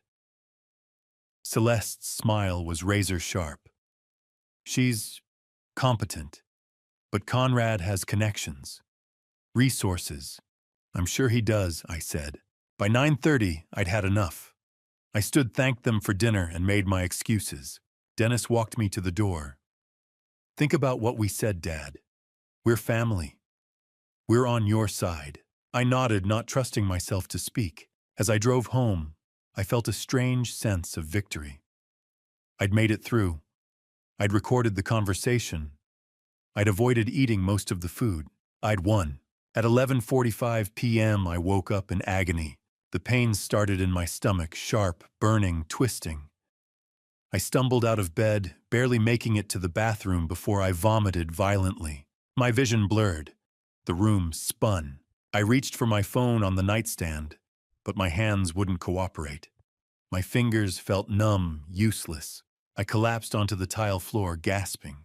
I tried to shout, but it came out as a whisper. Footsteps pounded down the hall. The bathroom door flew open. Theodore Declan dropped to his knees beside me. Jesus, hang on. He pulled out his phone, dialed 911, and scooped me up like I weighed nothing. The drive to the hospital was a blur of streetlights and pain. Providence Portland Medical Center. Emergency room. The fluorescent lights were too bright.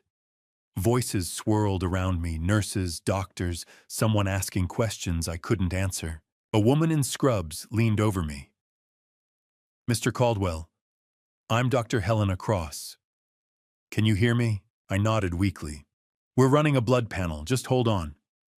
Time fractured. Minutes felt like hours. Dr. Cross came back, her face grim. Mr. Caldwell, there's thallium in your system. Someone poisoned you. I laughed, a bitter, broken sound, and immediately regretted it as my stomach clenched. Same thing, I rasped. That killed my wife. Dr. Cross's expression hardened. We're calling the police.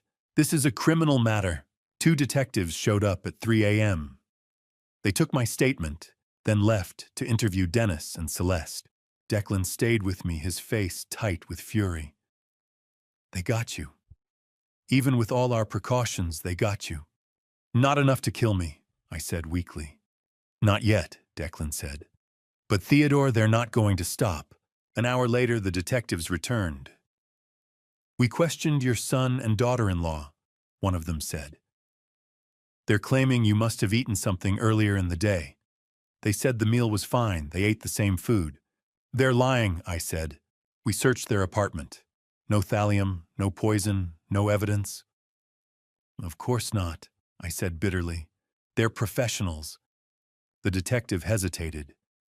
Mr. Caldwell, without physical evidence, we can't make an arrest. It's your word against theirs.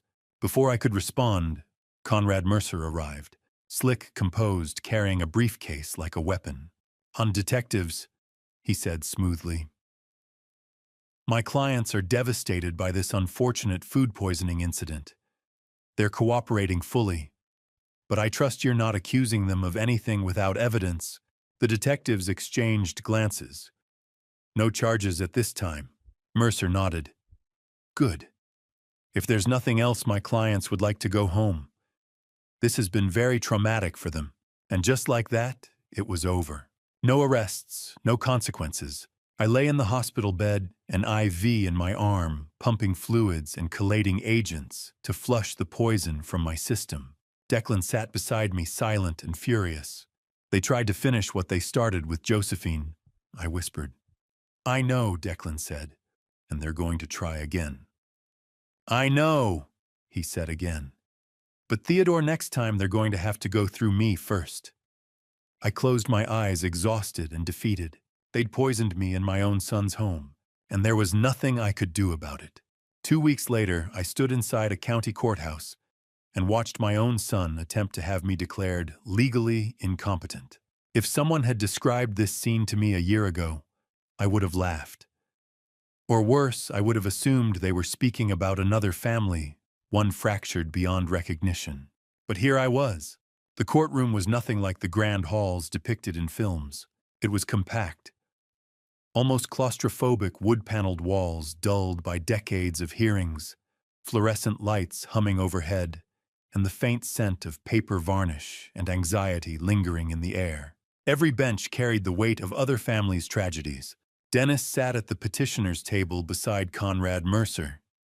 He stared down at his clasped hands, jaw tight, refusing to meet my eyes.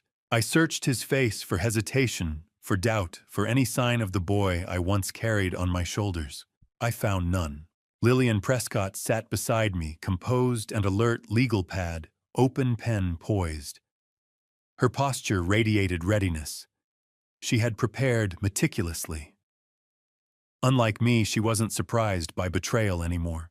Judge Dorothy Lang presided from the bench, late 60s, sharp-eyed silver hair, pulled into a severe bun. She had the presence of someone who had seen every form of human deception and grown unimpressed by all of them. We are here, she began evenly, to determine whether Theodore Caldwell retains the mental capacity to manage his personal and financial affairs. Mr. Mercer, you may proceed. Conrad rose smoothly, adjusting his cufflinks with a confidence that bordered on arrogance. Your Honor, he began, Mr. Caldwell has demonstrated clear signs of cognitive deterioration over the past 18 months. His declining mental state has resulted in financial misjudgments, paranoia, and impaired reasoning. He clicked a remote. A video appeared on the screen. It was me, in my kitchen, unsteady, knocking over a glass, pausing as if unsure of what I had been doing. A low murmur drifted through the gallery. For a split second, I barely recognized myself. Then memory returned, the fog, the confusion, the medication I had unknowingly been taking.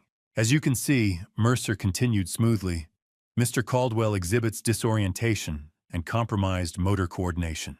The performance was seamless. Next, he called Dr. Malcolm Crane. I watched the man who had overseen Josephine's stroke step into the witness box and swear to tell the truth.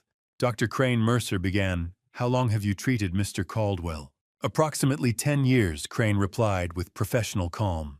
And in your medical opinion? Crane folded his hands. Mr. Caldwell presents with symptoms consistent with early-stage dementia, memory lapses, confusion, paranoia. I have documented these changes progressively. He spoke like a textbook, measured, authoritative, calculated. Mercer then presented financial documents, the $50,000 offshore transfer prominently displayed. Reckless decision-making, Mercer declared. Clear evidence of compromised judgment. Then came the moment I dreaded. Mr. Dennis Caldwell, Mercer said. My son stood. He walked to the witness box with deliberate steps, placed his hand on the Bible, and swore to tell the truth. Describe your father's recent behavior, Mercer prompted gently. Dennis swallowed. He's not the same, he said quietly. He forgets things. He makes accusations that don't make sense. Since Mom passed, he's been unstable. Each word felt like a knife pressed carefully between my ribs. Was he lying knowingly? Or had Sebastian shaped his perception so completely that he believed this narrative? Lillian rose for cross-examination. Mr. Caldwell, she said crisply, you currently owe your father's company approximately $2 million. Is that correct? Dennis flinched. That's unrelated. Answer the question. Yes, he admitted. And if your father were declared incompetent and you appointed guardian, you would gain control over that debt. Correct. Objection, Mercer interjected. Motive, Lillian replied evenly. Judge Lang nodded. Overruled. Dennis hesitated. Yes, but that's not why. Of course, Lillian interrupted softly. She let the silence settle before returning to her seat. After arguments concluded, Judge Lang called a brief recess. In the hallway, my hands trembled despite my effort to steady them. They're going to convince her, I murmured.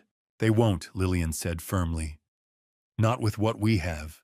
When court resumed, Lillian stood again. Your Honor, the defense presents rebuttal evidence. She introduced an independent neuropsychological evaluation conducted by Dr. Samuel Rhodes, unaffiliated with any party involved. Dr. Rhodes concludes that Mr. Caldwell demonstrates no cognitive impairment. His executive functioning, memory, and reasoning remain intact. Copies were handed forward. Then came the forensic handwriting analysis. The signature authorizing the $50,000 transfer, Lillian stated, has been confirmed as a forgery by a certified document examiner. Mercer shifted in his seat. Furthermore, Lillian continued, Dr. Crane's own historical notes describe Mr. Caldwell as mentally sharp. Only after certain medications were introduced did alleged symptoms appear. Judge Lang leaned forward slightly. Counsel, are you suggesting malpractice? I am suggesting, Lillian said carefully, that the symptoms presented to this court have an alternative cause. Then she delivered the final piece. Your Honor, we submit an audio recording made by Josephine Caldwell 2 days before her death. The courtroom fell utterly silent. Josephine's voice filled the room, fragile but unmistakable. If Theodore is ever declared incompetent after I'm gone, it's a lie. My husband is of sound mind. If anyone attempts to control him legally, look to our son and his wife. My vision blurred as tears slid down my face. Dennis's expression drained of color. Mercer's composure cracked just slightly. Judge Lang listened without expression. When the recording ended, the quiet felt heavy enough to fracture. Anything further, she asked. No, Your Honor. Judge Lang folded her hands. The petition is denied, she said clearly. Mr. Theodore Caldwell is fully competent to manage his affairs. Relief surged through me, but she wasn't finished. This court is also referring this matter for investigation into potential elder exploitation and fraudulent conduct. Attempts to strip competent individuals of their rights through fabricated evidence will not be tolerated. Dennis looked as though the air had been sucked from the room. Mercer rose abruptly. Your Honor. Sit down, Judge Lang said sharply. This hearing is concluded. The gavel struck. It was over. Outside, the courthouse steps felt almost unreal beneath my feet. You prevailed, Lillian said, squeezing my hand. We did, I replied quietly. As we walked toward the parking lot, a familiar figure caught my eye. Sebastian Langston leaned casually against his car, hands in his coat pockets, watching us with unsettling calm. He wasn't furious. He wasn't rattled. He was smiling. As we approached, he straightened and stepped forward. Theodore, he said smoothly, that was impressive. Truly. I stopped several feet away. You've underestimated him, Lillian murmured quietly. Josephine always believed in your resilience, Sebastian continued softly. She prepared you well. My fists clenched at my sides. We should speak privately, Sebastian said. Declan stepped between us instantly. That's not happening. Sebastian lifted his hands slightly, feigning innocence. I'm not here to threaten anyone, he said. I'm here to offer an arrangement. I don't negotiate with murderers, I replied. His smile widened, thin and knowing. Not even he asked quietly if it means staying alive. Sebastian chose the meeting place carefully. Waterfront Park, the same stretch of riverbank, where 3 decades earlier he had reappeared in my life with a smile and an outstretched hand. The place where we'd sat on a weathered wooden bench and talked about second chances, about rebuilding old friendships, about letting the past stay buried. Nothing about that friendship had been real. When he texted the location, I agreed. But I didn't go alone. Declan insisted on distance 50 meters, maybe a little more far enough, to avoid suspicion, close enough to capture every word through a directional mic. He'd position himself near a cluster of trees, camera-steady lens trained on us. If Sebastian was going to talk, we were going to let him. The afternoon was sharp with autumn cold. A gray sky pressed low over the Willamette River, the water dark and restless as it churned past the banks. Fallen leaves skittered across the paved path like restless thoughts. Sebastian was already there when I arrived. He sat on our bench, the one where we had toasted new ventures with cheap coffee, argued over investments, mourned Josephine together after her funeral, or rather, where I thought we had mourned together. He looked composed, relaxed. Hands folded loosely over his knee coat, buttoned neatly, as though this were any ordinary meeting between old friends. I approached slowly and sat down, leaving deliberate space between us. Theodore, he said smoothly, turning his head toward me with that familiar half-smile. You handled yourself well in court today. Lillian Prescott is formidable. I didn't respond to the compliment. I know, I said instead. I know everything. His smile didn't falter. Everything, he echoed lightly. That's an ambitious claim. What exactly do you believe you know? I met his eyes directly. You and Josephine, I said. The relationship in college. The breakup. You never forgave her. You never forgave me. Dr. Crane. Celeste. The loan to Dennis. The staged financial failures. You orchestrated it all. The wind lifted briefly off the river, tugging at his coat collar. Sebastian leaned back, resting one arm along the bench, almost at ease. Josephine and I were meant to build a life together, he said quietly. She was brilliant, beautiful, extraordinary. And she chose. His eyes flicked over me. You, a medical supply salesman with decent timing. The words were delivered softly, but the contempt beneath them was unmistakable. I left Oregon, he continued. Built something real in Seattle. Real estate, technology, influence. I made more money than either of us ever imagined. His gaze drifted toward the river, and yet he added every milestone felt incomplete. Because she wasn't beside me. You came back, I said. Yes, he agreed. I came back. To reconnect, I asked, though I already knew the answer. To position myself, he corrected. A faint smile touched his lips. Patience, Theodore, he went on. You've never understood it. You rushed into marriage, into business deals, into trust. I, on the other hand, waited. Waited for what? For the right moment, he said simply. My fists tightened against my thighs. Did you kill her? I asked. He tilted his head slightly, as though considering a philosophical puzzle. Josephine made a choice 40 years ago, he said slowly. We all live with the consequences of our decisions. Some consequences just take longer to unfold.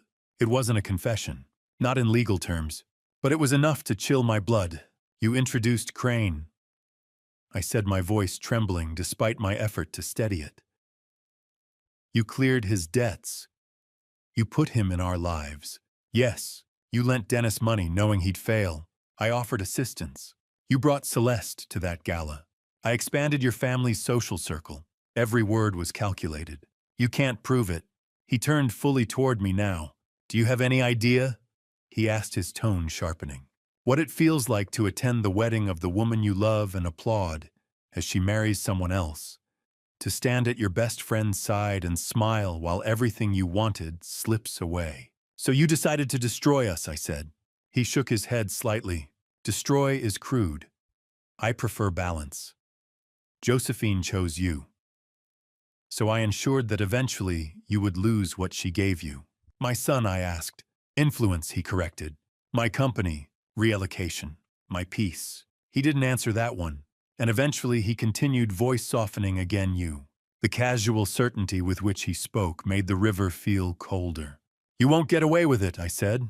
He laughed quietly. Theodore, I've already gotten away with it. You won a courtroom exchange today.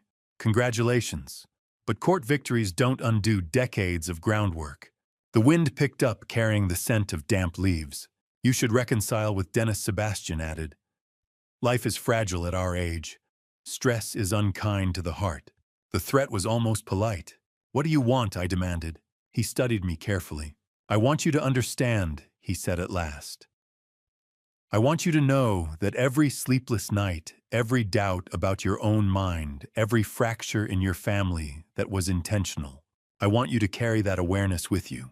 He rose slowly, brushing imaginary dust from his coat. Knowledge, he said, is the only thing I can give you freely. I stood as well, legs unsteady from a mixture of anger and disbelief. You're sick, I said. No, he replied calmly. I'm disciplined.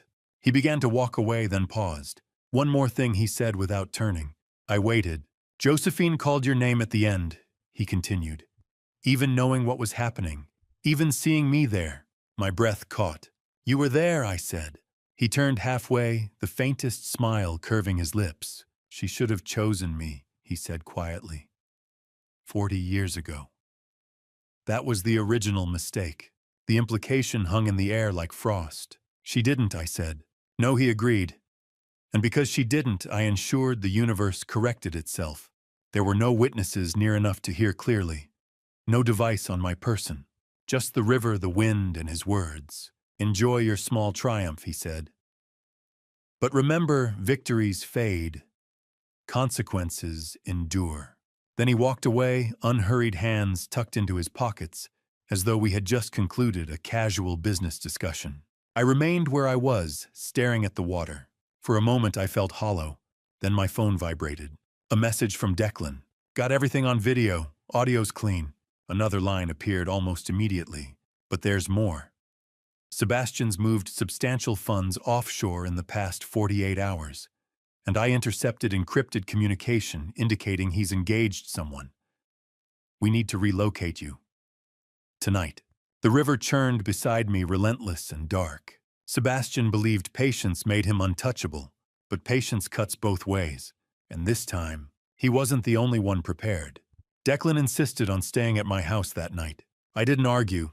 At 2 o'clock in the morning, I understood why. The sound woke me, or rather, the near absence of sound. A soft click from downstairs. I lay frozen in bed, listening. Another sound, careful footsteps on the hardwood floor. Someone was inside my house. My heart hammered against my ribs.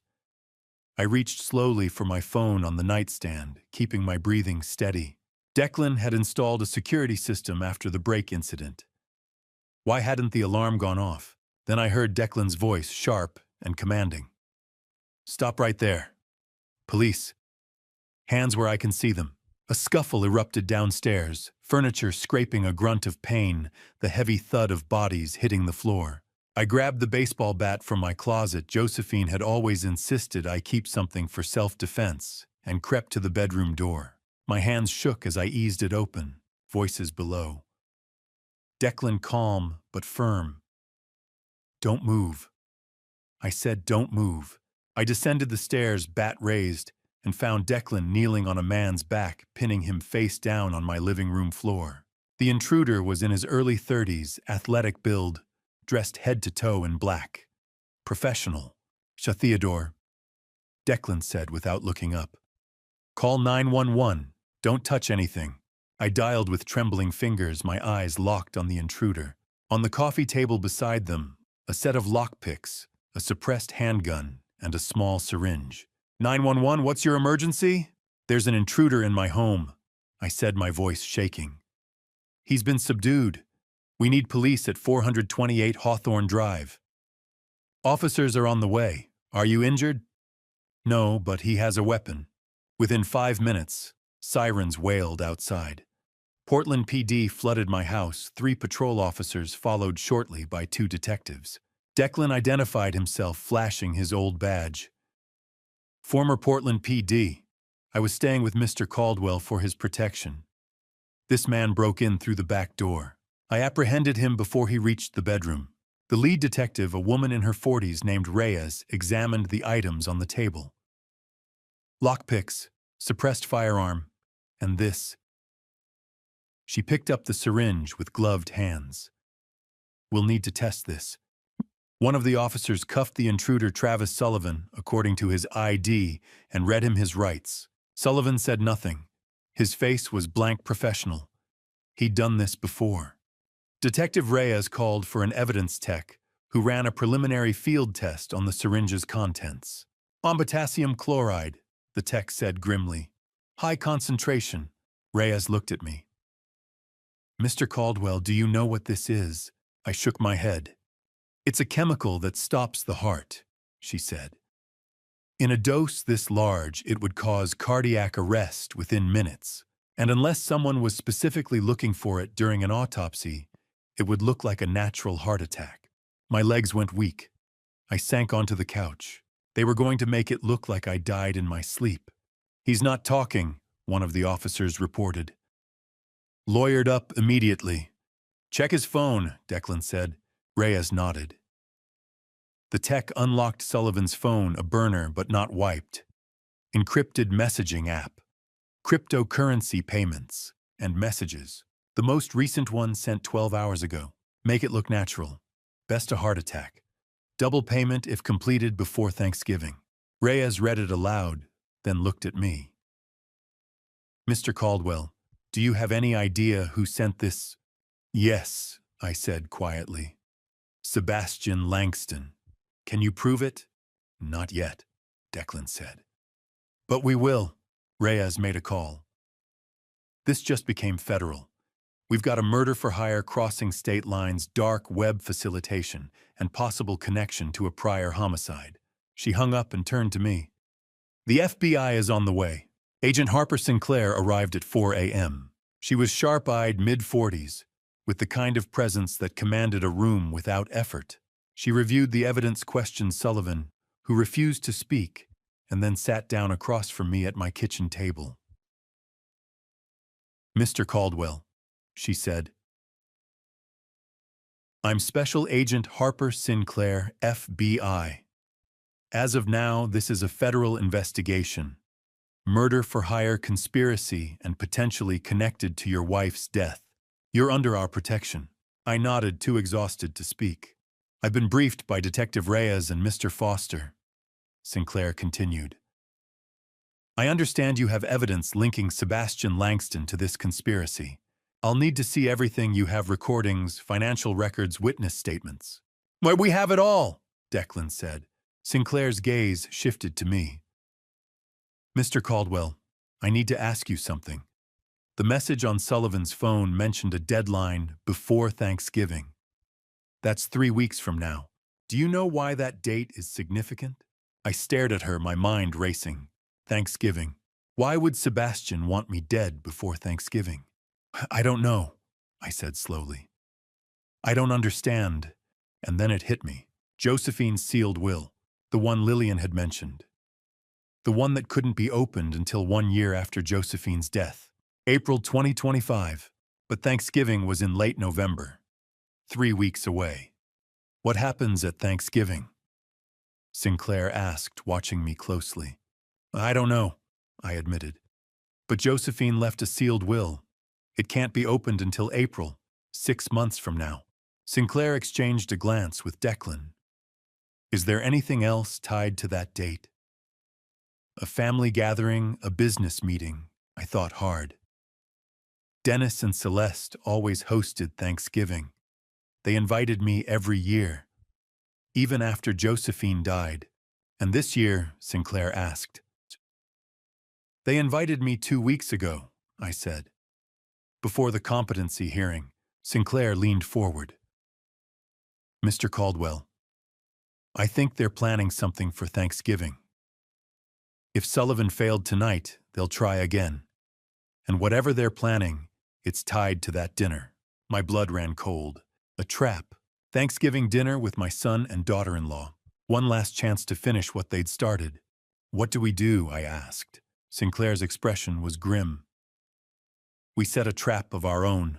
The FBI moved me to a safe house, an unremarkable apartment in Beaverton. For 2 weeks, I lived in limbo while Agent Sinclair built her case. The safe house was comfortable but sterile, beige walls, generic furniture, the kind of place designed to be forgotten. I met with Agent Sinclair daily, answering questions, reviewing evidence, watching my life become an FBI case file.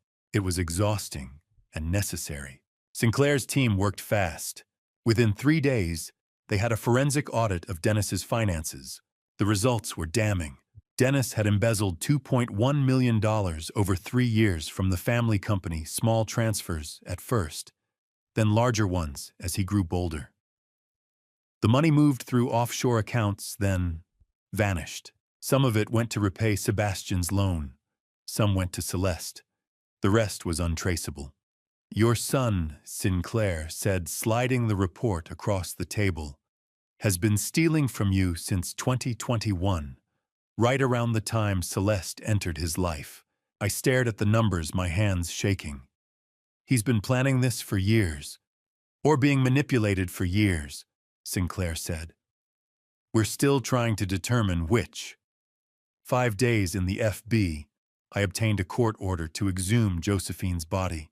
I signed the papers with trembling hands, hating every second of it. Dr. Helena Cross, the ER physician who had saved my life after the poisoning, conducted the new autopsy. The results came back a week later. Thallium, in the bone marrow, in hair samples preserved from the original autopsy. Josephine had been poisoned over a period of 3 to 6 months. The official cause of death was changed from stroke to homicide by poisoning. Sinclair showed me the report in the safe house. Your wife was murdered, Mr. Caldwell. We can prove it now. I closed my eyes, tears streaming down my face. Josephine, my beautiful, brilliant Josephine. She had known. She had tried to warn me, and they had killed her for it. The FBI reopened the cases of Celeste's previous husbands. Spencer Reed, 2008. Hiking accident in Rocky Mountain National Park. New evidence Reed's climbing harness showed signs of deliberate wear, frayed in a way consistent with sabotage, not natural degradation. Nolan Bennett, 2010. Boat explosion on Lake Tahoe. New evidence traces of an accelerant found in archived debris from the wreckage. The explosion wasn't an accident. Both cases were now homicide investigations. Celeste was a serial killer. 10 days in the FB, I brought in Dr. Malcolm Crane and Conrad Mercer for questioning.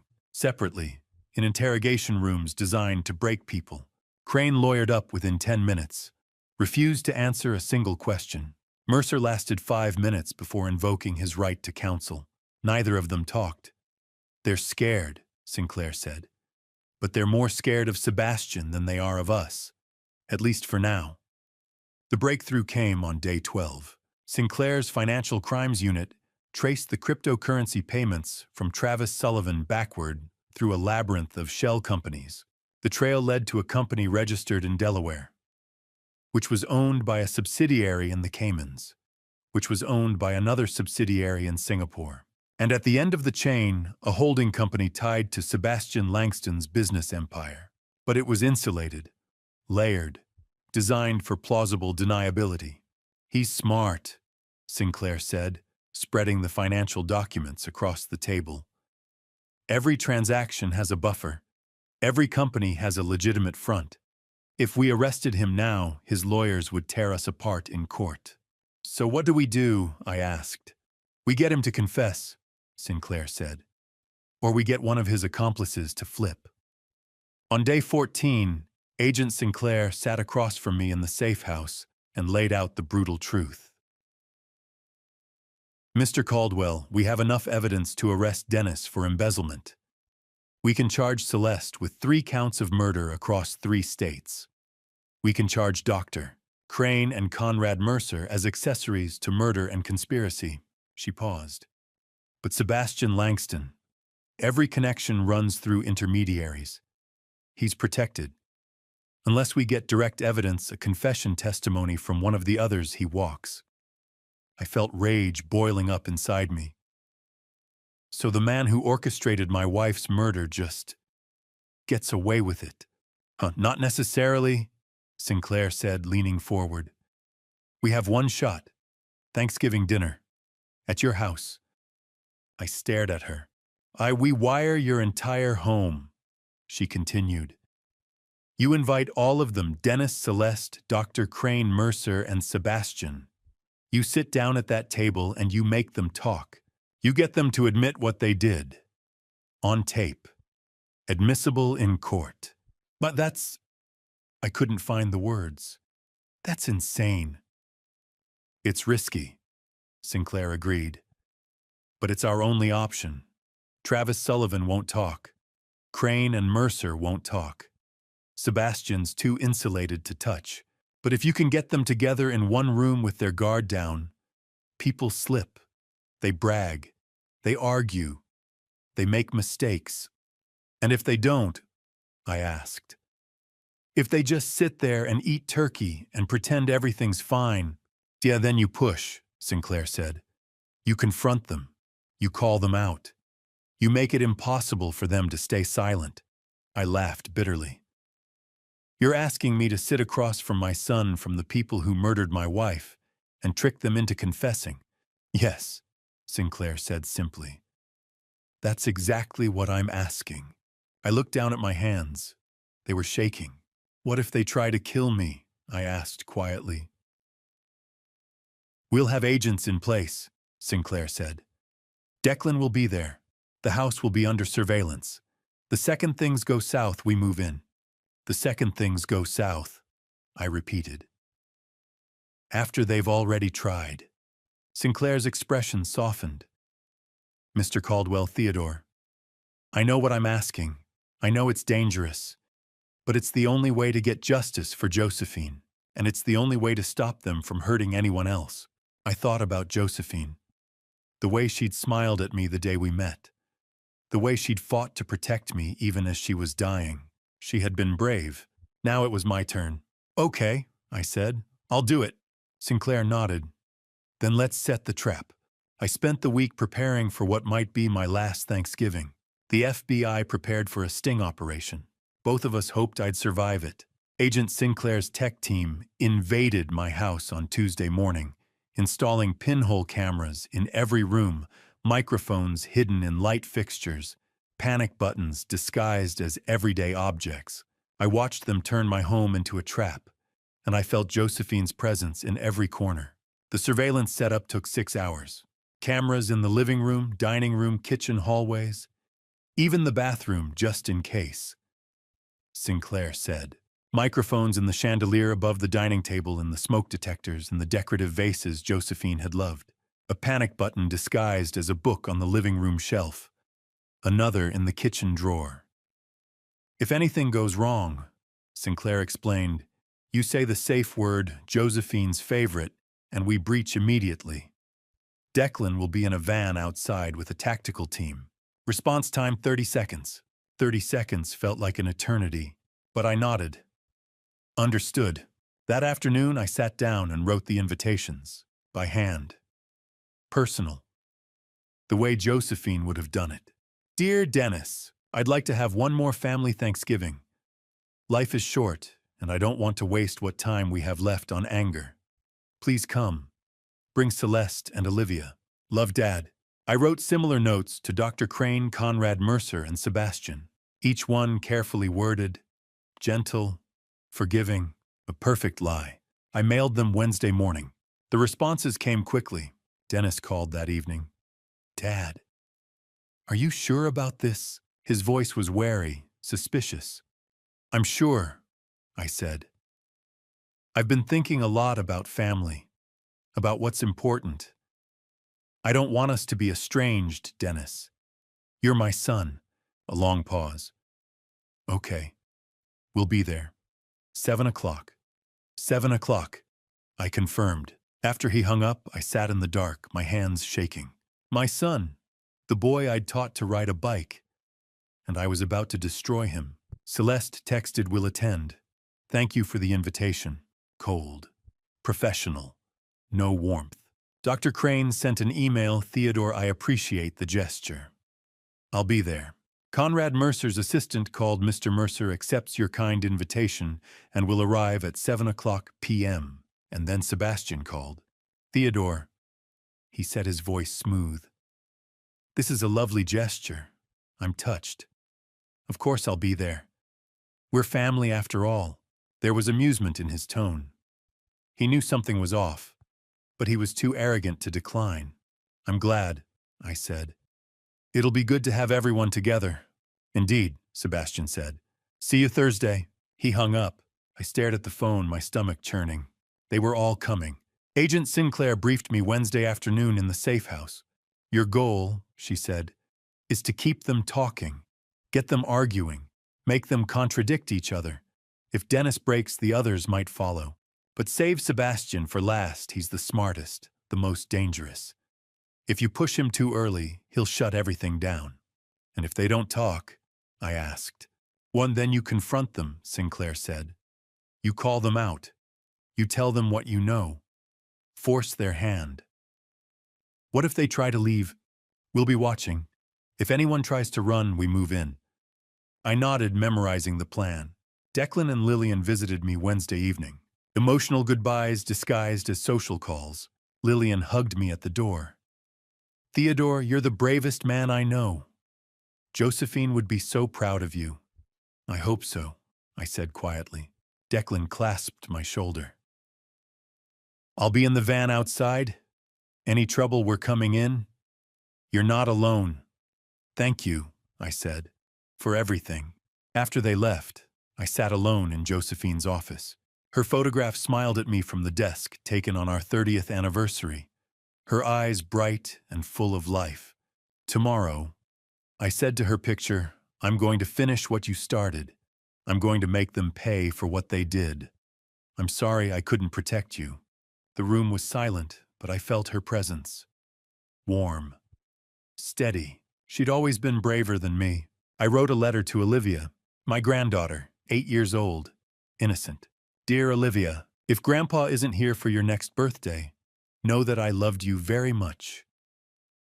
Your father made some bad choices, but you are a good, kind child, and none of this is your fault. Be brave. Be smart. And remember that love is stronger than hate. Love always, Grandpa." I sealed the letter and left it with Lillian's contact information. Just in case. Thanksgiving morning arrived cold and gray. I dressed in my best suit, the navy blue one Josephine had loved. She'd always said it made me look distinguished. I stood in front of the mirror, adjusting my tie. 65 years old, about to walk into a room full of people who wanted me dead. But I wasn't afraid anymore. I was angry, and I was ready. Agent Sinclair's voice crackled through the earpiece hidden in my collar. "Theodore, you're wired. Video and audio are live. Your safe word is Josephine's favorite. Say that, and we breach immediately. Are you ready?" I looked at Josephine's photograph one last time. 40 years of love, against Sebastian's 40 years of hate. "Let's end this," I whispered. At 6:30 p.m., I set the table. Plates, silverware, wine glasses, the good china Josephine had saved for special occasions. Everything perfect. Everything in place. A trap disguised as a family dinner. At 6:50, I heard the first car pull into the driveway. My hands were steady. My mind was clear. I walked to the front door and opened it. Before Theodore comes face to face with those who betrayed him, I'd like to hear your take. Down below, share your opinion. Who do you believe bears the greatest responsibility, Dennis, Celeste, or Sebastian? While you're there, give this story a score from 1 to 10, so I know you're still with me until this very moment. Your feedback and support inspire me to keep creating stories that hit even harder. A quick heads up, some upcoming moments are dramatized to strengthen the lesson and impact. If this kind of storytelling isn't your preference, feel free to step away. If you're staying, get ready. The truth is about to be revealed. They came exactly as I expected, one at a time, each wrapped in courtesy like a costume. Polite smiles, controlled gestures, carefully measured voices. But beneath the civility, I could see it now. The tension, the calculation, the shared understanding that something was shifting. By 6:30, every chair at my dining table was filled. Josephine's table, the one she polished every Sunday afternoon, the one she decorated with seasonal flowers and folded linen napkins just so. Tonight, the candles flickered against crystal glasses, and the silverware gleamed beneath soft light. It looked perfect. She would have approved of the presentation. If only she could see the audience. Dennis and Celeste sat to my right. My son avoided my eyes, fidgeting with the edge of his napkin. Celeste sat unnervingly still, spine-straight expression, smooth and unreadable. To my left sat Sebastian, my business partner of 3 decades, the man who had toasted at our anniversary dinners, the man who once called Josephine the sister I never had. Across from me sat Dr. Malcolm Crane, hands folded too tightly, and Conrad Mercer, whose jaw flexed as though he were preparing for litigation rather than dinner. At the far end of the table, Harold and Irene Sutton, my unsuspecting neighbors, served as an anchor of innocence. I had invited them intentionally. Witnesses disguised as dinner guests, a buffer of normalcy. Small talk floated across the table during appetizers. Weather, property taxes, the state of the markets. Every sentence felt rehearsed, every laugh too sharp, everyone watching everyone else. I played my part, the grieving widower, the gracious host. "Thank you all for coming," I said, lifting my glass slightly. "It's been a difficult year." Dennis cleared his throat. "Dad, this means a lot. Family should stay united. Family." The word echoed strangely in my ears. I smiled faintly. Family. Yes. That's exactly what I'd like to discuss tonight. The air tightened. Forks paused mid-air. Glasses hovered above placemats. At precisely 7 o'clock, I rose from my chair and tapped my wine glass with a spoon. The sound rang clear and sharp. In another room, agents from the FBI were listening, recording, waiting. "I want to thank all of you for being here," I began calmly. "Some of you I've known for decades. Some of you I believed I understood." Silence. I turned my gaze to Dr. Crane. "Malcolm," I said evenly, "you signed my wife's death certificate. Cause of death, stroke." He stiffened. "But you never ordered an autopsy." He placed his fork down slowly. "Theodore, I don't think Thanksgiving dinner is appropriate for—" I had Josephine exhumed, I interrupted quietly. The words landed like a dropped plate. A second autopsy was performed. Independent. Thorough. I let the pause linger. She was poisoned. Thallium. Administered gradually over months. Harold gasped softly. I slid the report across the table. Dr. Crane's complexion drained of color. I don't understand," he stammered. "Don't you?" I asked. I reached into my jacket and placed my phone on the table. With a tap, an audio file began to play. Dr. Crane's voice filled the room, recorded unmistakable. "The patient's decline is progressing as expected." Then Sebastian's voice. "Good. Keep me informed." The recording ended. The silence afterward was suffocating. "That's manipulated," Dr. Crane snapped weakly. "Out of context." "The Bureau has 6 additional recordings," I replied. "All consistent." Harold looked from one face to another, horrified. "Theodore, what is happening?" "Please remain seated," I said gently. "You are witnesses now." I turned to Conrad Mercer. Conrad I continued, my voice steady. "You filed documents declaring me mentally incompetent.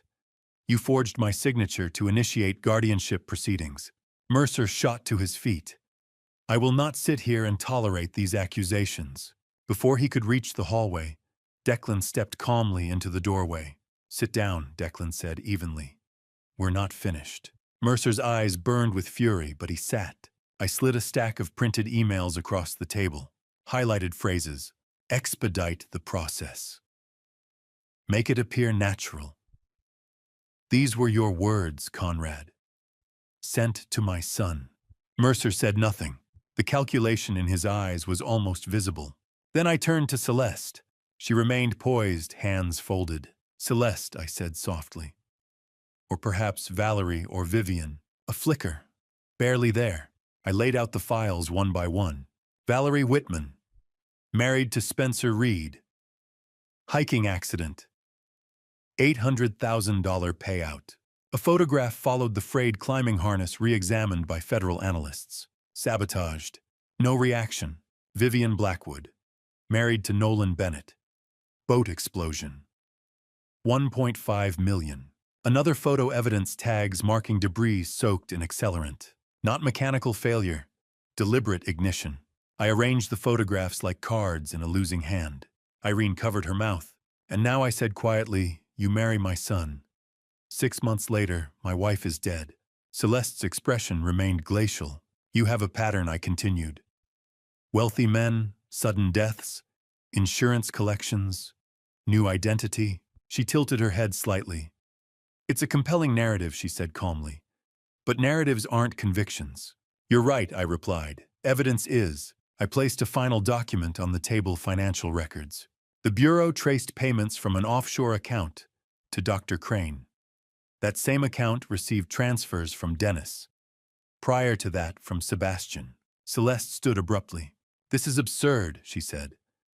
"You invited us here to stage a theatrical accusation." She moved toward the doorway. "Sit down," I said, my voice no longer soft. She paused. Declan shifted, blocking her path. She stared at him, then at me, and slowly resumed her seat. "Fine," she said coolly. "Let's finish this." I turned to Dennis. "My son." His face was pale. His hands shook visibly now. "Dennis," I said quietly, "when you married her, did you know who she was?" He swallowed hard. "Dad, did you know she intended to kill your mother?" His head snapped up. "No, I swear to you, no. But you knew about the money I pressed. 2.1 million siphoned from the company." He closed his eyes. "To pay Sebastian," I continued. "To cover losses. To maintain appearances." "I didn't have a choice," he whispered. "There is always a choice," I said. Celeste leaned back, her tone icy. "You have no confession. No proof tying me to Josephine's death. You're speculating because grief has clouded your judgment." Her composure was extraordinary, chilling. I stepped closer to Dennis. "Tell me the truth," I said softly. "Did you help her?" Tears spilled down his face. For the first time that night, the facade shattered. "I didn't know," he whispered. "Not at first. I thought it was business. That Sebastian just wanted leverage over you. I didn't know about the poison." His voice cracked. But once I realized, he covered his face. It was too late. I was already trapped. Celeste's head snapped toward him. "Stop talking." But the dam had broken. "They said it would look natural," Dennis sobbed. "That no one would question it." The room felt colder. Sebastian's jaw tightened. Dr. Crane's breathing grew shallow. Mercer stared at the table. Harold and Irene looked shattered. I stood at the head of the table, listening to my son confess to being complicit, not by direct action, but by silence, by greed, by fear. The perfect crime had relied on obedience, on loyalty twisted into submission, and now the masks were slipping. Outside, the evening remained calm. Inside, the truth had finally begun to breathe. And as Dennis wept, I understood something devastating. The conspiracy had not been built in anger. It had been built in quiet conversations, in whispered agreements, in signatures and transfers and calculated patience. And tonight at Josephine's table, it was collapsing, one confession at a time.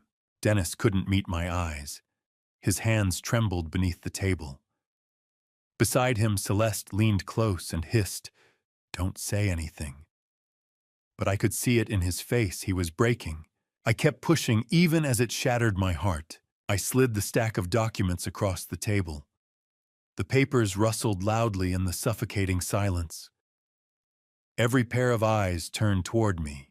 The wall clock ticked overhead each second like a blade twisting deeper into my chest. $2,100,000, I said, my voice steady and cold. Embezzled over 3 years, hidden in offshore accounts in the Cayman Islands. Grand Cayman specifically. Dennis's mouth opened. His lips trembled as if to deny it, but no sound came out. Dad, I can explain, his voice cracked. Your mother discovered it? I said, cutting him off. I pulled out the photocopied journal page, Josephine's elegant handwriting painfully familiar, and placed it in front of him. I pointed to a single line written in dark blue ink. March 2023. She wrote about it here. I read the words aloud slowly. Dennis is stealing from his father. I need to find proof. Dennis flinched as if struck. Sweat gathered on his forehead. Dad, your mother spent the last 6 months of her life investigating you. I continued, my voice trembling despite my effort to control it. The woman who gave birth to you, raised you, loved you more than her own life. She cried every night, Dennis. Did you know that? I didn't want this, he sobbed. Tears poured down his face. I was drowning in debt. An investment went bad. I didn't know what to do.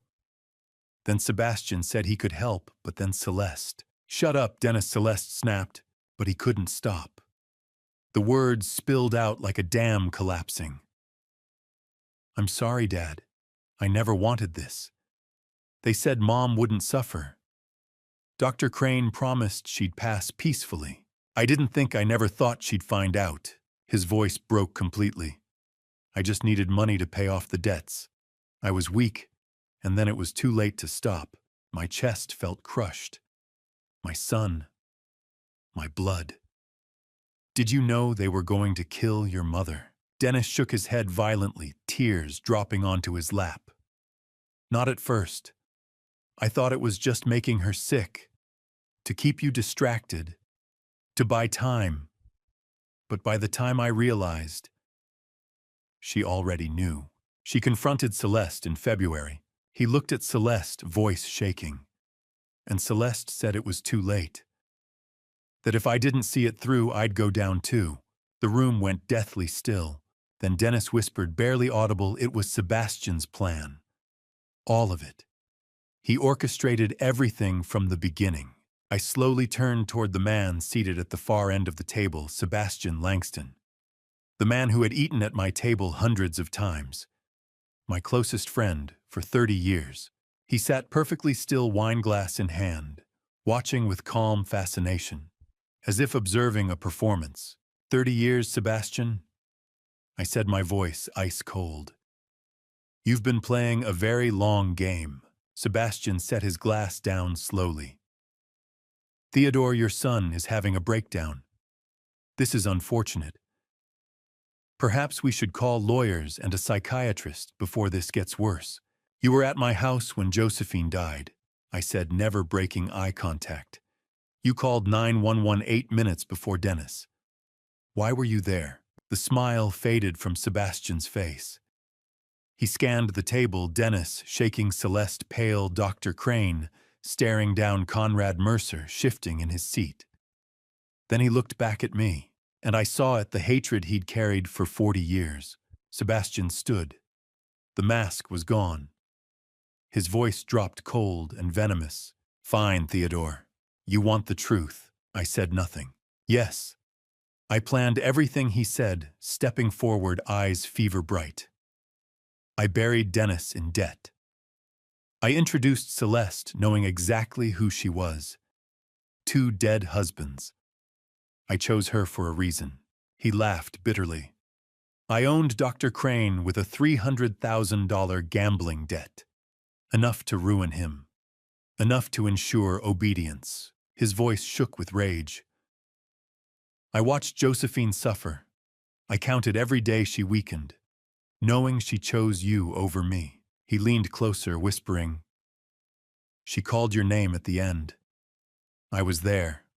I held her hand. And even dying, she still chose you.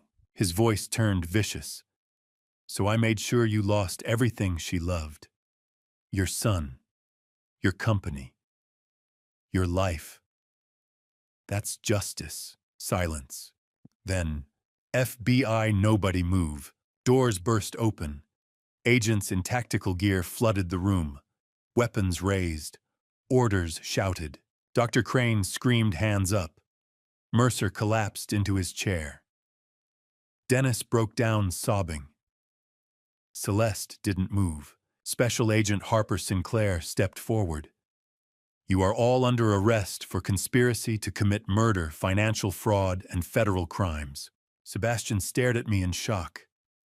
You recorded everything. I stood. Josephine taught me how. Handcuffs snapped shut. As they were led away, Sebastian locked eyes with me, hatred burning until the end.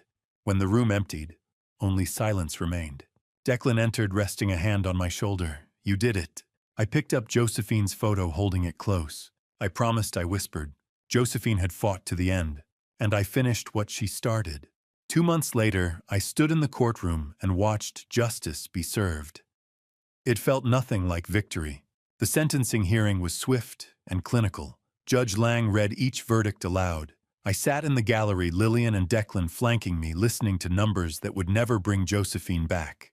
Dennis Caldwell, 15 years federal prison, reduced for cooperation and remorse. Celeste Caldwell, life without parole.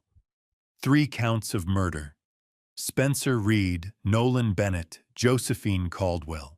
Dr. Malcolm Crane, 20 years. Conspiracy to commit murder fraud. Conrad Mercer, 10 years. Obstruction of justice conspiracy. Sebastian Langston, life imprisonment, death penalty under consideration. Mastermind. Multiple counts. When the gavel fell, I felt nothing. Just hollow. A week later, I visited Dennis at the county jail before his transfer. Glass partition. Phone pressed to ear. My son looked smaller, somehow diminished. Dad, I don't expect forgiveness, Dennis whispered, voice breaking. I just want you to know. Mom loved you more than anything. She told me that even at the end. She said you were the best man she'd ever known. My throat tightened. I know, son, I know. That was all I could say. All I had left to give him. The sealed will was opened by court order in mid-January. Lillian brought me to her office. She handed me the documents with reverence. Inside, complete evidence against Sebastian, financial crimes, communications documents Josephine had collected for 20 years. She had been building a case long before she knew she was dying. And beneath it all, a letter. My dearest Theodore, if you are reading this, you survived. I knew you would. You are stronger than you ever believed. I'm sorry I couldn't tell you everything. I tried to protect you until I had irrefutable proof. Whatever time we had left, I wanted it to be full of love, not fear. Use the time you have now to live fully. Live for both of us. I love you, always have, always will. Josephine. I pressed the letter to my chest and wept. Declan put his hand on my shoulder and waited in silence. Josephine had also established a fund, the Josephine Caldwell Foundation, for victims of domestic violence and elder abuse, seeded with $200,000 from our savings. She had planned her legacy even as she was being poisoned. I sold the company in February. 50% of the proceeds went to Josephine's foundation. The rest I used to rebuild. Declan and Lillian became fixtures in my life. Sunday dinners, holidays, the family I had lost and found again. Declan introduced me to his daughter. Lillian invited me to her book club. I renovated Josephine's office into a memorial library.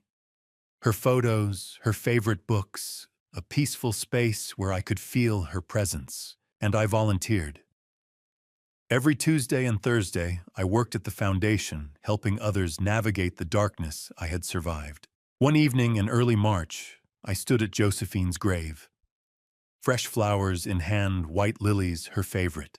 You saved me, I said quietly, even after you were gone. Your evidence, your preparation, your love, it was enough. The wind rustled through the trees. I promise I'll honor the time you gave me. I'll make sure no one else suffers what we did." I knelt, placed my hand on the cold marble headstone. "Thank you, my love, for everything." A month later, I found myself at a support group session, guiding a younger widower through his grief. He was raw, broken, lost. He looked at me, eyes hollow. "How do you move forward after losing everything?" I thought of Josephine, of Declan and Lillian, of my granddaughter Olivia, whom I still saw Dennis had given permission before his transfer. "You don't get over it," I said. "You move through it, and you let the people who love you carry some of the weight." He nodded, tears falling. I stayed with him until he was ready to leave. That night, I sat in Josephine's library, her journal open on my lap. I read her words again, words of love, of fear, of determination. Theodore is the strongest man I know. If something happens to me, he will find the truth, and he will survive. She had believed in me when I couldn't believe in myself. They say grief never ends. But I've learned something else, neither does love. Josephine's love protected me from beyond the grave, and it will guide me for whatever time I have left. This isn't just survival, this is grace. And to you listening to this family story, I want to leave you with something deeper than shock, deeper than drama, deeper even than justice. I want to leave you with truth, because if there is one thing this family story taught me, it's this: God gives us wisdom to discern truth from lies, and He gives us strength to face darkness when it finally reveals itself. I learned that lesson the hardest way possible, through betrayal, grief, and the slow unraveling of everything I once believed was secure. When I look back on my own family story, I don't just see villains and crimes. I see my own mistakes. I trusted too easily. I dismissed small inconsistencies. I chose comfort over confrontation. I let decades of friendship blind me to warning signs that in hindsight were impossible to ignore. Evil rarely announces itself loudly. More often it slips quietly into familiar spaces, into friendships, into marriages, into family dinners. And when you ignore your instincts long enough, you give it room to grow. Don't be like me. Don't wait for tragedy to force you into awareness. If something feels wrong in your family, investigate it. If someone you love begins acting differently, guarded, secretive, manipulative, ask questions. Not from paranoia, but from wisdom. Protecting your family does not mean blindly trusting everyone within it. Sometimes love requires courage. Sometimes it requires uncomfortable conversations. Sometimes it requires seeing what you desperately wish were not true. This dad revenge story isn't really about revenge at all. It never was. On the surface, it may look like justice served and enemies defeated. But underneath that, it is about protection. It is about honoring the person you loved by refusing to let their suffering be erased. My so-called dad revenge was never fueled by hatred. It was fueled by love for Josephine. Every action I took, every confrontation, every risk was driven by the desire to defend the truth she died trying to uncover. In many ways, this belongs alongside other grandpa stories. You may have heard stories where an older man is underestimated, dismissed, or seen as fragile. Society often assumes age equals weakness, but age also brings clarity. It brings patience. It brings perspective. And sometimes it brings the resolve to stand firm when everyone else expects you to collapse. If you've followed grandpa stories before, you know they aren't about physical strength. They're about resilience. They're about wisdom earned through pain. Still, let me be clear, revenge by itself is empty. Dad revenge, if it stops at punishment, leaves you hollow. True victory is not watching someone fall. True victory is rebuilding after the storm. It's taking the pain that tried to break you and transforming it into purpose. It's creating something meaningful out of loss. For me, that meant honoring Josephine's legacy. It meant using what she prepared: the evidence, the courage, the foresight, not only to bring justice, but to protect others from similar darkness. That is the real lesson in this family story. Vigilance is an act of love. The moment you stop paying attention, the moment you assume everything is fine simply because it's familiar, that's when danger finds its opening. It doesn't always look dramatic. It doesn't always look evil. Sometimes it looks like a trusted friend. Sometimes it looks like a charming spouse. Sometimes it even looks like your own child making small mistakes. But wisdom means asking hard questions early. Strength means facing answers you may not want to hear. And faith, real faith, is not pretending evil doesn't exist. It is believing that light will ultimately overcome it. I also want to speak directly to those of you who have lived through betrayal in your own homes. If you've experienced manipulation, financial abuse, deception, or emotional harm from someone you loved, you are not weak for having trusted them. Trust is not stupidity. It is a virtue. The wrongdoing belongs to the one who exploited it. What matters now is what you do next. You rebuild. You protect your boundaries. You learn without becoming bitter. You remain strong without becoming hardened. Many grandpa stories end with isolation, a lonely figure standing victorious but alone. I refuse to let that be my ending. I chose connection. I chose community. I chose healing. Because justice without healing is just another form of emptiness. And I would not allow Josephine's memory to be attached to emptiness. Love fiercely. That means show up for the people who truly deserve it. Protect wisely. That means don't ignore your intuition. Trust carefully. That means earn trust through actions, not words. And when the worst happens, and sometimes it will, do not allow it to redefine your character. You are more than what was done to you. You are more than the betrayal you endured. You are more than the chapter that tried to end you. If this family story moved you, challenged you, or helped you see something in your own life more clearly, I invite you to share your thoughts. Have you ever faced betrayal within your own family story? Did you ignore warning signs, or did you confront them early? How did you find the strength to move forward? Your experiences matter. Someone reading your comment might find hope in it. If you've enjoyed listening to grandpa stories like this, stories about resilience, justice, and redemption, consider supporting the channel. Like this video. Share it with someone who may need encouragement. Subscribe for more powerful grandpa stories and family story journeys that challenge, inspire, and remind us that darkness never gets the final word. Your time here means more than you know. In a world filled with noise, you chose to sit with a story about love, betrayal, justice, and grace. That matters. And finally, please remember, while this story is rooted in emotional truth and meaningful lessons, some elements have been dramatized for educational and entertainment purposes. The purpose is not sensationalism, it is reflection. If this kind of content resonates with you, stay. If not, there are countless other paths you can explore. But wherever you go next, carry this with you. Discern carefully, love deeply, stand firm in truth, and never underestimate the quiet strength that lives inside you.